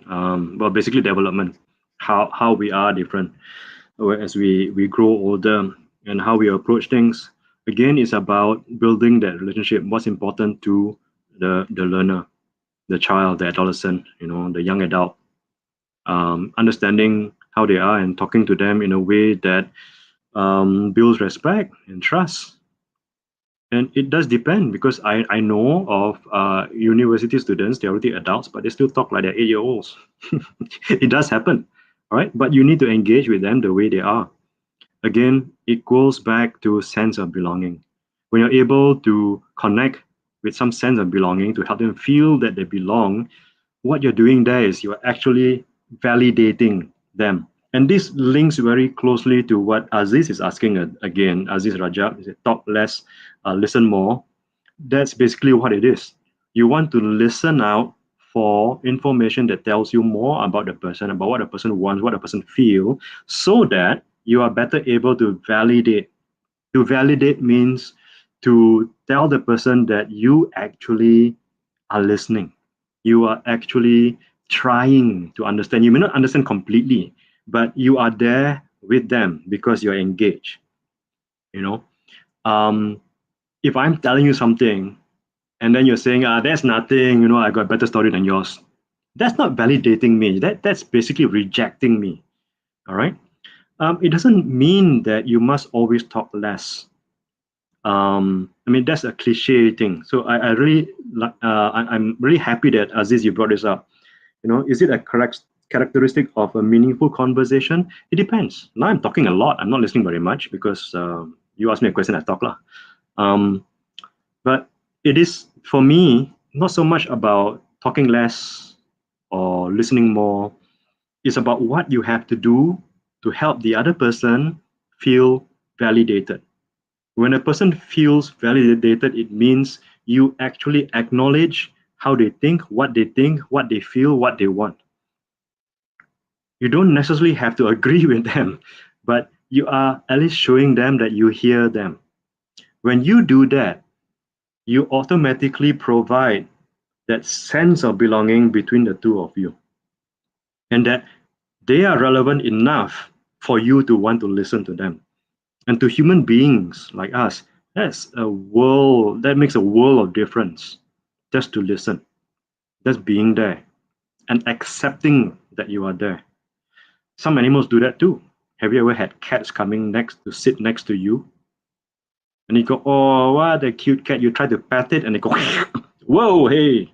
They don't really want your touch. They just want to be there and to be acknowledged that they are there, but you don't really have to do very much at all. So back to why it's about validating. Sorry, Jay, I actually forgot what question you asked already, but Right. I just went to what Aziz asked for me to Yeah. comment. It's Right. about that. So talk less, listen more. That's just a guide. Right. We were referring to the topic of shifting from young adults towards teen, Oh, and yeah. then moving on towards adult. Our organization, we always go to different schools from primary, secondary to university, and what I observe is that the way that we speak to them, it's very different when we speak to different age group. For example, like kids, yeah, you can use the fun, hey, let's have fun and things like that. But when you go to adult, you need to really start to walk into their world. What games do you play? What's the best music that you like? And the kind of association to have that kind of dialogue. And the approach, it's very different from different age group. When you talk about the different psychological and also biological aspect of it, would you be able to give some form of an example on, probably teachers that might be teaching in secondary school or university? What are the difference that they can really put to their adjustment? Or is it more on towards the individual basis? Yeah. I think generally there are differences. There are differences in terms of what we expect different age groups to behave. But we need to also be mindful that, again, there's diversity. Every individual is different. You will fail, again, in trying to connect. Because some adults are also very playful. I am very playful. I'm okay if you want to be playful with me and talk like kiddie stuff and all. It's okay. But it depends on how the person sees you also, and what are the other person's expectations. And there's no way you can know until you open your mouth and start connecting with them. I've spoken to a 27-year-old who's like an 8-year-old, really came to the clinic and he was like a kid. I say, hi, my name is Dr. Alvin Ng. What's your name? Like, hello, my name is Andy. I'm like, gosh. I look at his file again, he's 27, and what's wrong here? Doesn't mean that I talk to him like a kid. I still talk like myself, but that's just how he is. It's hard to answer a question like that. We do have general guidelines that I think I don't even have to tell you. We all basically know from our own personal, day-to-day interactions. We grow into it. We have our own experiences. It's not something you can learn from a book also, or learn from me telling you exactly what to do. I don't think that's something we can do. So I guess the short of it is, yeah, there's diversity. There's a general sense of differences in the way we talk. Either way, we want to be validating them, especially like teenagers. Sometimes, girl teenagers can be talking a lot because they find that, hey, I'm an individual now. I want to be seen as this individual, and my identity is this, and I'm going to be talking, right? Guys usually tend to be a bit quieter, but who knows? Some talk a lot. When I was a teenage boy, I was quite chatty. Only when I became an adult, I'm a bit more quiet. I'm really chatty now when there's chat shows like this. Otherwise, I'm pretty introverted and quiet. Can ask my wife. All right. Yeah, I guess from there, for those who are watching right now, if you have any questions for Dr. Alvin, please do comment down below so that we may be able to address it to Dr. Alvin. So, Dr. Alvin, from towards that perspective, we talk about communication, but I guess ultimately every form of communication, it might actually lead towards a positive or a negative outcome, or in a way, some form of an outcome that might affect you and your students' relationship, right? So as we segue into the mental well-being, especially during COVID, right? Any form of sharing that you can really share to us in form of, sustaining a good mental well-being state, especially during this time where we are not able to, interact with our friends or with our students. How do we really maintain that sanity or that happiness factor to keep us going through this period of time? Yeah. Okay, I'm going to work backwards from there. Don't try to look for happiness. Happiness is not to be found. Right. Happiness is to be felt. You will feel happiness every now and then. What do you do with it? What do you do with your nice selfies that you take? Keep them. Too often we keep the nasty memories and we forget the good ones. So you will feel happy every now and then. Feel them. Keep them in your emotional bank account. And that's something that's going to help in managing all kinds of challenges that you get every day. So if you don't have enough happy moments, then you can create, again, a scaffolding around yourself that can increase the likelihood of happy moments every now and then. And these are what I call the 5 G's of happy moments. First G is this: hello, hi, greeting. When somebody greets you, how do you feel? Especially if someone you know and you actually like, compared to someone you don't like, who's not likely to greet you anyway. Doesn't matter. Right. But there's a sense of being pleasant when someone greets you or when you greet someone. How do you feel? You like it? You want more of it? What can you do? Greet more. Can you imagine greeting more people in a day? What happens to you in a day? You have more happy moments because you created them, right? And then the next one is giving. Have you ever given anyone anything before? Sincerely, not the take. It's a nice feeling if you look at it carefully. Yeah, be aware of that feeling. You like it? You want more of it? What can you do? Give more. I give you my bank account number. You give generously. Yeah, right. So second G, giving already. Whatever feeling that arises that's nice, you want to keep them. Keep them into your emotional bank account and grow it with whatever amount of interest that you have. So that in the future, whenever you feel down or out or grumpy, see if you can withdraw those good feelings again and then reinvest. This kind of investment, nobody else can steal. Not even one MDB can touch it. No worries. For those Malaysians out there, you know what I mean. Third G is gratitude, something that has been researched to show that if you are able to practice gratitude, looking at things and being grateful for them, more often than not, automatically your life is going to be better. Better in the sense that you are more likely to have nice, fluffy feelings in the day. And that happens, your quality of life goes up. So, greeting, giving, gratitude. The fourth G is to glorify skillfulness. To glorify skillfulness means to celebrate whatever that is inspirational, no matter how small.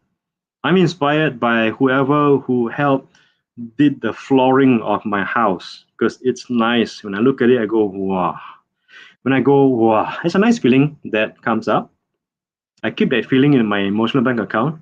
So the more I'm inspired by all kinds of things, as small as they are, the more likelihood I am to feel, wow, that's nice. So you have more of that in a day, guess what happens to you? More manageable in a day, isn't it? Greeting, giving, gratitude, to glorify skillfulness. And last G, 5 Gs. All right, now we got 5G for phone, 5 Gs for pleasant feelings. Last G is for giggle. Yeah, laugh, tell a joke, learn a joke, watch jokes, watch comedies, laugh. You have all these 5 Gs, you have more of these 5 Gs in a day. What happens to you? Automatically a much better day, easier for you to manage whatever challenges that you have. Those are just 5 Gs. But Jay, you were asking, how do we sustain this happy feeling? You're not going to sustain the happy feeling, but you can increase the likelihood of you having more happy feelings. Because happiness is fleeting. Again, it comes and it goes, which also means unhappiness is also fleeting. It comes and it goes. So you know where you can find happiness? For those who really want to find happiness, you can find happiness in between two bouts of unhappiness. Ta-da! So when you're unhappy, happiness is coming soon. Wait for it. All right. Okay. So 5 Gs, well done. Greeting, giving, gratitude, glorify, skillfulness. Look for skills and go, wow, you got skill there. Fantastic. So, one thing about glorifying skillfulness is it protects you against jealousy. There's no way you can ever get jealous ever again if you can glorify skillfulness. You know why? Because if I come to you and I show off, hey, I got this, but I'm better than you, you go, really? Wow, so skillful. I'm so lucky to be your friend. My goodness, you're so inspirational. All right. How can you ever be jealous? Because if you are sincerely celebrating someone's skill, ta-da, you feel pretty good. And when you see other people better than you, you don't feel bad or feel envious. You actually celebrate them. Isn't that nice? And that actually would do a lot for your friendship skills. When you see people, you're able to celebrate them, no matter how small. Can you imagine if someone celebrates you for every small little thing that you do? Would that person be quite attractive to you? Kind of, isn't it? Because you feel very validated. That's how you make friends. Celebrate them. Right. All right. So those are Right. just 5 things that you can do. There's so many other things you can do in terms of managing yourself. Now, one very important thing that I feel that would cover Jay's question is, yes, times are challenging. Times are very difficult these days. I consider myself very lucky to still have a job. Although I complain about work like crazy, I'm very stressed up. In fact, after this, I have to rush for lunch and then continue my work. But what's important is when it comes to happiness, sadness, those are feelings, those are emotions. Again, they are fleeting. What's very important when it comes to mental health or health in general is that you function. You don't have to be happy to function. You don't have to allow sadness to go away to function. Happy, sad, angry, jealous, whatever feelings you have, focus on functioning. Don't focus on being normal. There's too much anxiety around, am I normal? Am I normal? Am I abnormal? Am I normal? To the point that you start ruminating, which turns you into someone who's dysfunctional, distressed, impaired, and unable to do anything. You are incapacitated if you ruminate too much. What's more important is to focus on how you're able to function as much as you can, minute by minute. Focus on that functioning. Don't focus on being happy. Because if you focus on trying to find that happiness, you're going to realize that you're going to get very, very frustrated because you can't find the happiness. It's just like too far away, which is why I say happiness is not to be found. It is to be felt. You want to feel more happy, you do things around you that can increase the likelihood, not saying will, all right? You can't predict the future. But if you greet more, you're more likely to feel better. Happy or not doesn't really matter, but you feel better. It rhymes, doesn't it? I hope that makes sense. All Yeah, right. Focus definitely on wise. functioning because sometimes when you are unhappy, you're still functioning. And that's okay. Right. Right. It's okay to be unhappy. It's okay to be angry as long as you're functioning. So, functioning, if you are talking about mental health, mentally functioning is not just about having good emotions. No, no one says that you must have good emotions to have a good mental health. All right. What's more important is that your mental capacity is functioning, your memory is okay, you're able to concentrate, all right, you're able to make decisions, you're able to solve problems. Or if you don't know, you're able to ask for help to solve problems. You are able to manage. That is the thing. And that's what I like about what Jay asked just now. It's about how do you manage? How do you sustain? But it's not about sustaining happiness. It is about sustaining how we are able to sustain, how to adapt. We need to also be able to accept our feelings as they are. Feelings again come and go. Sometimes there's not much you can do about the feelings that arise because the causes and conditions out there are something that reminds you of something you will feel. All right. Please don't suppress your feelings. Notice that they are there and see what you can do to manage them. All right. You can manage. A lot of people are very stressed up, they manage. Although it'd be nicer to not be stressed, but you're stressed. Which is why, coming back to positive psychology again, when it comes to addressing mental health, please notice that whenever you are actually okay, you want to try to prolong that okayness as long as you can. Because there will be times you won't be okay. All right. While you are okay, also prepare and learn new skills so that when you're not okay, you know how to manage it. You don't get too distressed. You're not incapacitated by that distress. It just means you know what to do with it. All right. You can feel helpful or hopeful enough that things will change. That's about how you manage your mental health. It's not about being happy. Right. Right. Yeah. Why would wise was to live by the emotional aspect is very fleeting, and we should really focus on functioning, being able to function and work and continue on living day by day on a moment to moment basis. Wow, powerful words from there. And I Thank guess you. mental health is definitely a very, very important subject during this time.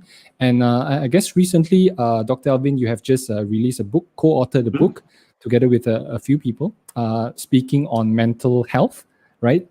Yeah, there you go. So would you be able to share with us more about what this book is about and how it can really help the readers of the book over here? Okay. So this book is not actually authored by me. I just authored one chapter in it. So this book is essentially a book on occupational health and safety. It's written by, as you can see here, Ho Xiao Jun and Chua Chongken. I've got one chapter, it says here. Oops, I'm covering it. Bonus chapter Yeah. on mental health at work. Yeah, I'm And sharing you the can get screen this over book. here You can share for the screen. better. Yeah, it's under Sunway University Press. Yeah, you can go to this website if you want to get it. It's only how much? I think it's 39 or something. Maybe there might be a discount at the moment because we haven't even launched it yet. 32.90. Well, there you go. Paperback. Not very thick. Nice, small. Easy to read. And yes, mental health at work because it's very important. If you're a boss, you're a CEO, you want to make sure that your staff are functioning. And when they function well, you get productivity. But they don't, then productivity goes down. This is why mental health at work is very important. It's not just about ensuring they've got good mental health. There are bound to be some of your staff who are already mentally unhealthy. There are things that you can do to support them. It's very important. You want to keep talents because sometimes talents are going through a difficult time, or they might have a particular psychiatric diagnosis, and you don't have to be afraid of that because what you need to do is to have better mental health literacy. Mental illness has a face. That face looks just like you and me. Yeah. Most of the time you think mental illness must look like whatever. When you look at posters to do with mental illness, you see someone very distressed. Most of the time, I can tell you, people with psychiatric diagnosis do not look like that. They look just like you. They look like Jay even. They look like me.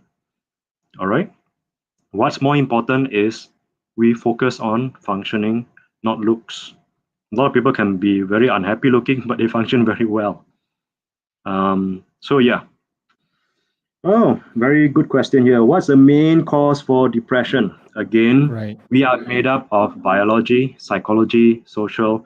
There's so many factors that affect who we are, how we behave. So there's no such thing as a main cause of depression. It's an interaction of our biological factors, our psychological factors, which means how we learn what we have learned, how we think, the way we think, thinking pattern, how we have grown up, how we have developed. All right. It's a combination between biological, psychological, and social. And now, because we are separated from each other a lot, that's also a contributing factor. So we're not talking about causes. We're talking about contributing factors that comes, and when the causes and conditions are ripe, you get depressed. Sometimes there's no reason to be depressed. You're just depressed because your neurotransmitters in the brain, something's not right somewhere. So it's hard to tell. But what I can say is when it comes to psychological contributors to depression, low sense of belonging, low sense of relevance, you feel that you don't belong anywhere, low sense of ability, self-efficacy. So if you want to buffer yourself against depression, get relevant, get belonging. Can't do it, get help. Please seek help as early as you can. Don't wait until things get worse. Guess what? I'm a trained psychologist, right? I go for counseling because it's been tough. Right. Work's been very stressful. I know the symptoms. I go for help. Right. And people ask me, Well, why can't you help yourself? You're a psychologist. My answer is another question. Have you seen a dentist drilling their own teeth? All right. right. We're all human beings. We are all vulnerable. Vulnerability is good because that's where your strength lies, whether you like it or not. Too many people feel that, oh, I'm in control. I got this. But once you lose control, what do you have? You have vulnerability. Unless you embrace your vulnerability, it's going to be very hard for you to adapt and cope. So please seek help. All right. There's nothing wrong with seeking help. There's nothing to be ashamed of. So yes, coming back to the question, what's the cause of depression? If it is psychological, Usually, there are those things. And you may also have this one thing that is very significant in not just depression, in many other mental illness. It is called rumination. Ruminate, worry, ruminate, thinking the same solutions over and over again. Not good. Do something about it. All right. In the meantime, get enough rest. Make sure that you have good a good amount of physical activity. Not necessarily exercise, but keep on moving. It's good for you. All these things contribute to your mental health. Enough rest, enough sleep. Get enough sleep is very important. You don't get sleep, well, go for help in learning how to sleep well. Exercise if you can, as much as possible. Can't do anything, just squat up and down, up and down. It gives you, get your heart rate up. Yeah, and of course, your diet. Balanced diet. Your physical health contributes to your mental health tremendously. All right? Right. Okay, how to help a family member who has depression? Validate them, be there for them, be a friend. Yeah, very good question. It's a frequently asked question. And, go for help with them. If they don't want to go for help, you go for help. You go for help to learn how to help. Something that I can't answer exactly what to do in a session like this, because I don't know how your family member is or anybody else's family member is. Again, diversity. I cannot simply give an answer. Depression is very complex, so you cannot expect a simple answer. But work on it. I'm glad you asked a question. It takes a village to help one individual. Mental health is everybody's responsibility. We're all in this together. So don't do it alone. Like me, I'm supposed to be an expert. I seek help. I create scaffolding around me called friends. Scaffolding called all kinds of reminders to myself. They are my students too. My students are my scaffolding because they give me feedback. They say, Dr. Alvin, you don't look good. What's going on? Great reminder for me to take care of myself, to seek help. So no one is immune to mental health problems. Please do something about it early, because when it gets worse, I can tell you, it gets much more expensive. It takes a longer time to get better. All right? Right. Yeah. Yeah, and I guess on depression, when we talk about having to help oneself, we talk about Jordan Peterson, one of the renowned psychologists, having developed some form of akathisia, very very bad emotional disorder in that way. So yeah, it can happen to a lot of us, and he seeks help as well. So I guess from towards Dr. Alvin, when looking onto this mental well-being, right? We spoke to one of the speaker before this. He was talking about the depression cases in Malaysia by itself is rather high. One in three, if I'm not mistaken, on the statistic.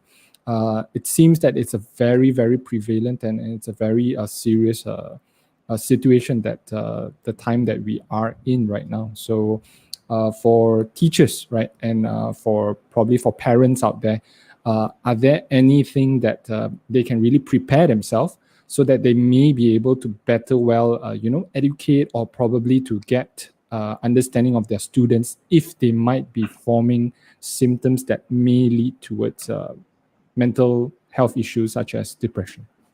Okay, great question there. I must say that the stats, actually, the 1 in 3, the Malaysian one, it's more than 1 in 3 people at any one time, no, has a mental health problem, not necessarily just depression. Depression can be lower than that, but it's increasing. We know that by 2030, in 10 years' time, all right, depression is going to be the leading burden of disease globally in 10 years' time. What are we doing to prepare for that?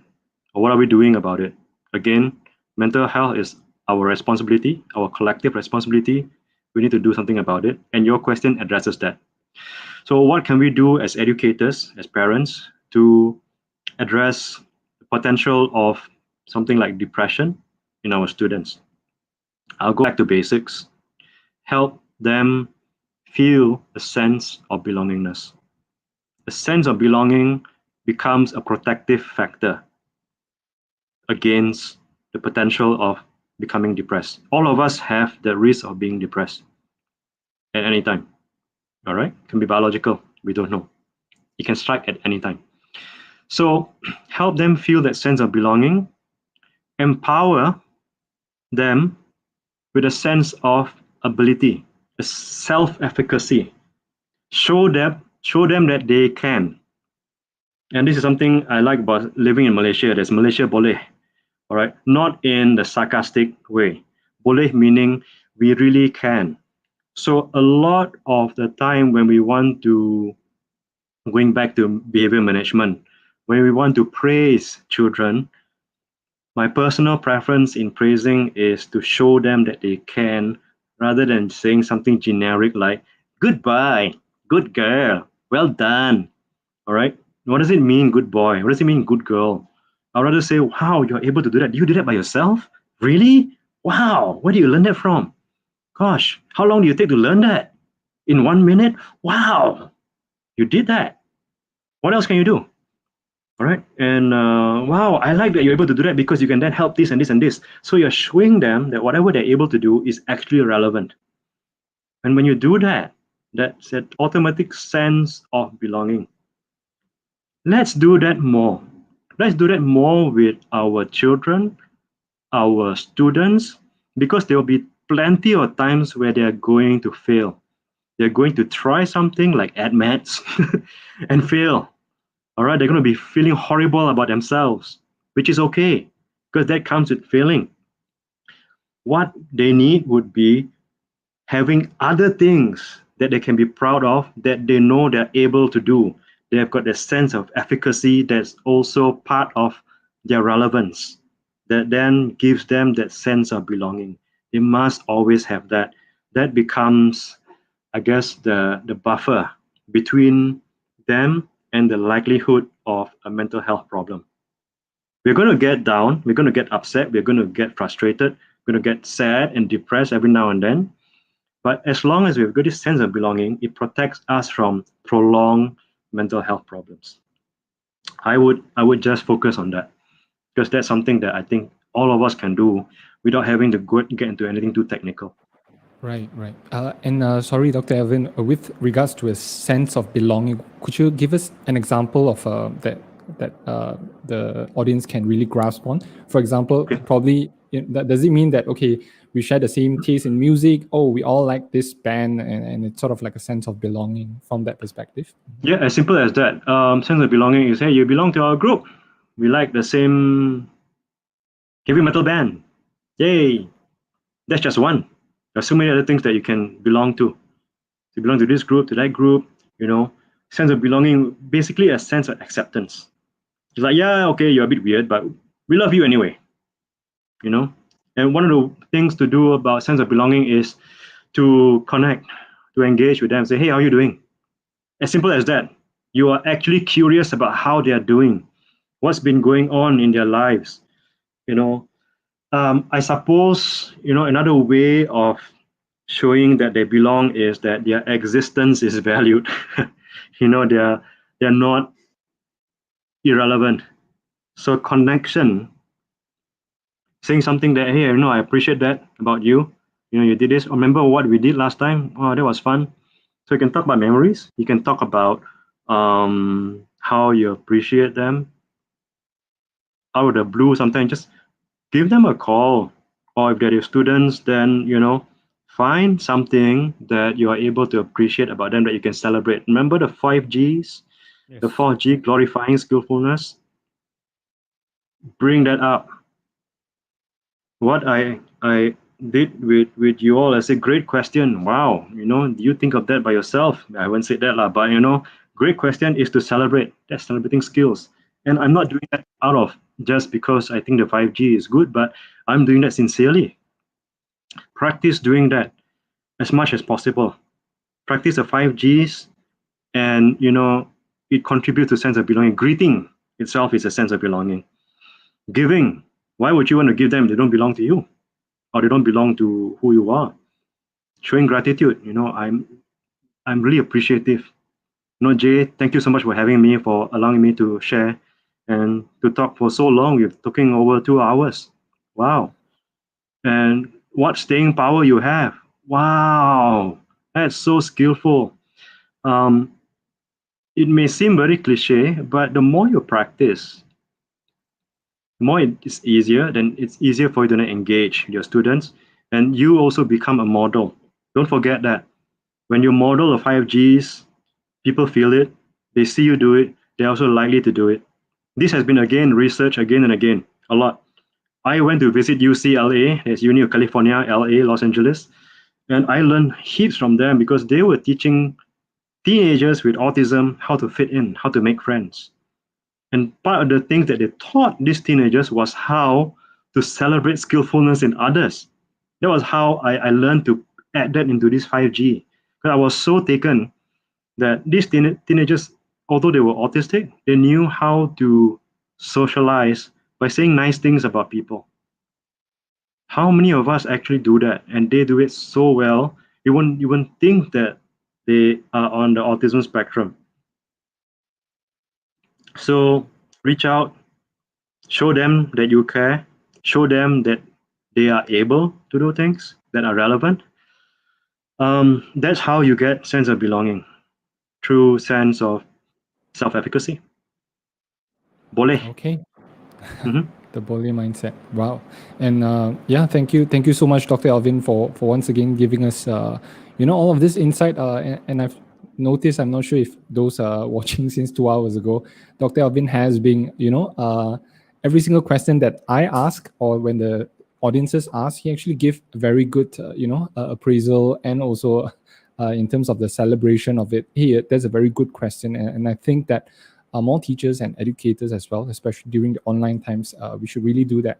If I were to analyze my brain on the entire process, hey, it actually really feels good when Dr. Alvin says that that hey, that's a good question. Good, it can actually help people from there. Yeah, it really works from there, right? So You feel do try validated? this.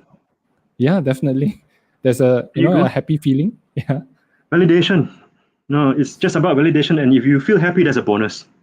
right, Some right, people still feel upset when you validate them, but that's because they're upset at you. Just that they're less upset because you have hurt them. right. Okay, right. I But guess thanks for moving that. on. That's a good sharing. Yeah. And by the way, moving on to the final part of the discussion for today, I know it's been 2 hours and 14 minutes. Thank you for those who are still staying on together with us right until now.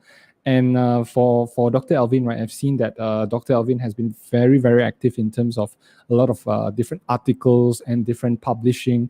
And I've seen that actually you've published a book before 2004 on teaching children to handle study stress as well, Mhm. way beyond that as well. So Yep. for those who are watching right now and will be watching tomorrow as well, um, are there any particular websites or articles that they should definitely check out as an educator or as a parent as well? Because I know that you have a lot of famous work out there as well. Ooh, so many. My goodness. Yeah. I think just to be on the safe side, there are also a lot of quacks out there who are saying all kinds of things, promising all kinds of magical cure. It's okay if you don't do that, again, diversity. But for those of you who are interested in mental health, in psychology, I can suggest you look into the American Psychological Association website, apa.org, or the British Psychological Society. Lots of very, very good resources. Australian Psychological Society, APS. Thanks. Yes. So bps.org.uk, if I'm not wrong, that's the British one, and Australian will be APS. Oh, I think it could be org, but you can search this thing. It's pretty easy.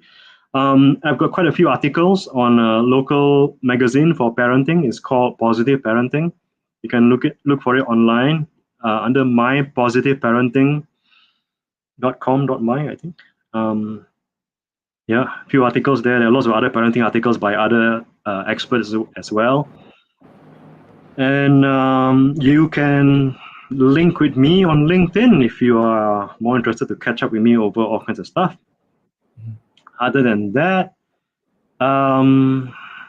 yeah, um, Yes, the APA website, BPS, they've got really tons of very, very informative articles. And the reason why I'm referring you to the American ones, Australian ones, and British one is because they are legit. And you can be sure that whatever that's on there are evidence-based. Evidence-based Right. meaning they base this on like years and years of research. It's not just about one person who may be a professor who thinks, okay, I've got this, I know this, and I'm going to be telling people all of this. But once you ask them for any kind of actual evidence that they're basing whatever they say on and they cannot produce it, I would think twice about listening to them. All right. So what I've been sharing all this while definitely are from me, and they are from me based on my experience with the scientific literature. So you are free to challenge me on the things that I say. Whatever that I'm unable to show evidence to, I stand corrected because sometimes I get ahead of myself. I admit to that. But I would encourage all of you to constantly challenge people like me on what you think is, true or not true. I wouldn't say right or wrong because that's subjective. But we need to get used to challenging each other. Be a scholar. Look for evidence to support. Because sometimes I may be outdated. You may have better evidence. That's good because then I can learn from you. Okay, right. And I guess later on we'll be sure to share all of the links that Dr. Alvin has just shared with us.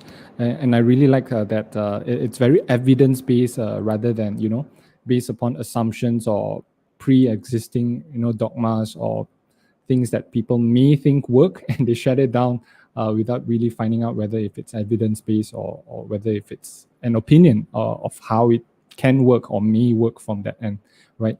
I guess on towards the closing thoughts on the discussion for today. Dr. Alvin, any final words or conclusion for the discussion that we're having today? I guess just one, please be kind to yourself. Kindness rocks. Kindness is, I think, the rock to everything. So begin the day with kindness and end the day with kindness. When you're kind to yourself, it's easier for you to be kind to other people. Yeah. Let's have kindfulness. Right, short, simple, and direct from there. And I guess with that, Dr. Alvin, thank you so much again for joining in onto the Edu Summit platform. So for those who are watching over here, please do check out on Dr. Alvin's new book, co-authored together with a few of his colleagues, and also all of the tons of articles that we'll be sharing on this comment session below. Because end of the day, I guess as a teacher, we should definitely keep on educating ourselves on the better way on how we can really interact with our students in a way that benefits both sides of the spectrum, right? So Dr. Alvin, thank you so much once again. So reluctantly, we have to send you off for here. We wish you have a great weekend, awesome weekend, happy weekend, right? Functioning weekend with great pleasure as well. Thank you so much, Dr. Alvin. Thank you, Jay. Thanks everyone for listening in. Thanks for all your questions. Bye-bye. Right. Take care. Thank you so much. Take care. All right, there you have it, Professor Dr. Alvin Ng, right? I guess I hope that you have received tremendous value and you have thoroughly enjoyed his sharing session for today. Me, myself, I've been taking a lot of notes from the entire conversation, a lot of practical and useful tools and tips from Dr. Alvin. As always, from Dr. Alvin, it's always not enough time to really cover all spectrums of topic on education and from the mental well-being side as well. So I would definitely hope that you will be able to check out a lot of his work, right? He has been a very, very avid writer and a speaker in form of mental well-being and all form of education solutions as well, right? And the articles that he writes down, it's actually very, very enjoyable to read. It's not those type of, the very scholar type of formal writing. It's much more down to earth. It's very practical, right? So do definitely check out on his articles and his book as well, right? So I guess we have been on a very long run. Time for lunch for a lot of you that are watching over in Malaysia and the Philippines. And I hope that you enjoy Dr. Alvin's session as much as I do. And one final sneak peek for next week's Education Summit. We will actually be having a very, very interesting section, right? So please do not please gather all of your teachers, students, or parents for next week's Education Summit, our Education Chat series, because we are going to have a very, very interesting speaker that we will actually be speaking about, all about STEM education, and from that term, about space education or aerospace education as well, right? So let me bring up the screen over here. We will actually be joined by a very, very interesting teacher called Mr. Antonio Marcio Reno Matos, right? He's all the way coming from Brazil, as he will actually be sharing with us on his approach on education during COVID, right? On how he actually brought forth people from NASA, right? And all of the interesting astronauts, right? Sharing to kids around the world on the interesting aspect of space education and STEM education as well, right? And we will actually be announcing something very, very interesting that you as a teacher or a parent, if you have any students, right, that you want to get them to be interested in science subject, STEM subject, or in that manner, right? Please do definitely tune in on next week's EduChat series. It will be a very, very awesome and exciting session. All right. So I guess towards that, we will also be announcing this in all of our Facebook page and Edu Summit close group as well. So please do share these words out, get all of your teachers and parents to come in to join our next Education Chat Series 22. All right. So towards that, as always, always a pleasure to have all of you on board. And as always, for every Saturday, please do stay tuned on this channel, as we will be having an EduChat series every week with experienced educators across the world speaking about education ideas, solutions, and also strategies as well, right? So towards that, thank you so much for the tune in, and we wish you have a very awesome, fun, happy, and a very prosperous weekend ahead. So with that, we'll see you next week on our Education Summit, right? Till then, take care, and I will see you next week for a very exciting Education Chat series. Take care, everyone. Happy Saturday.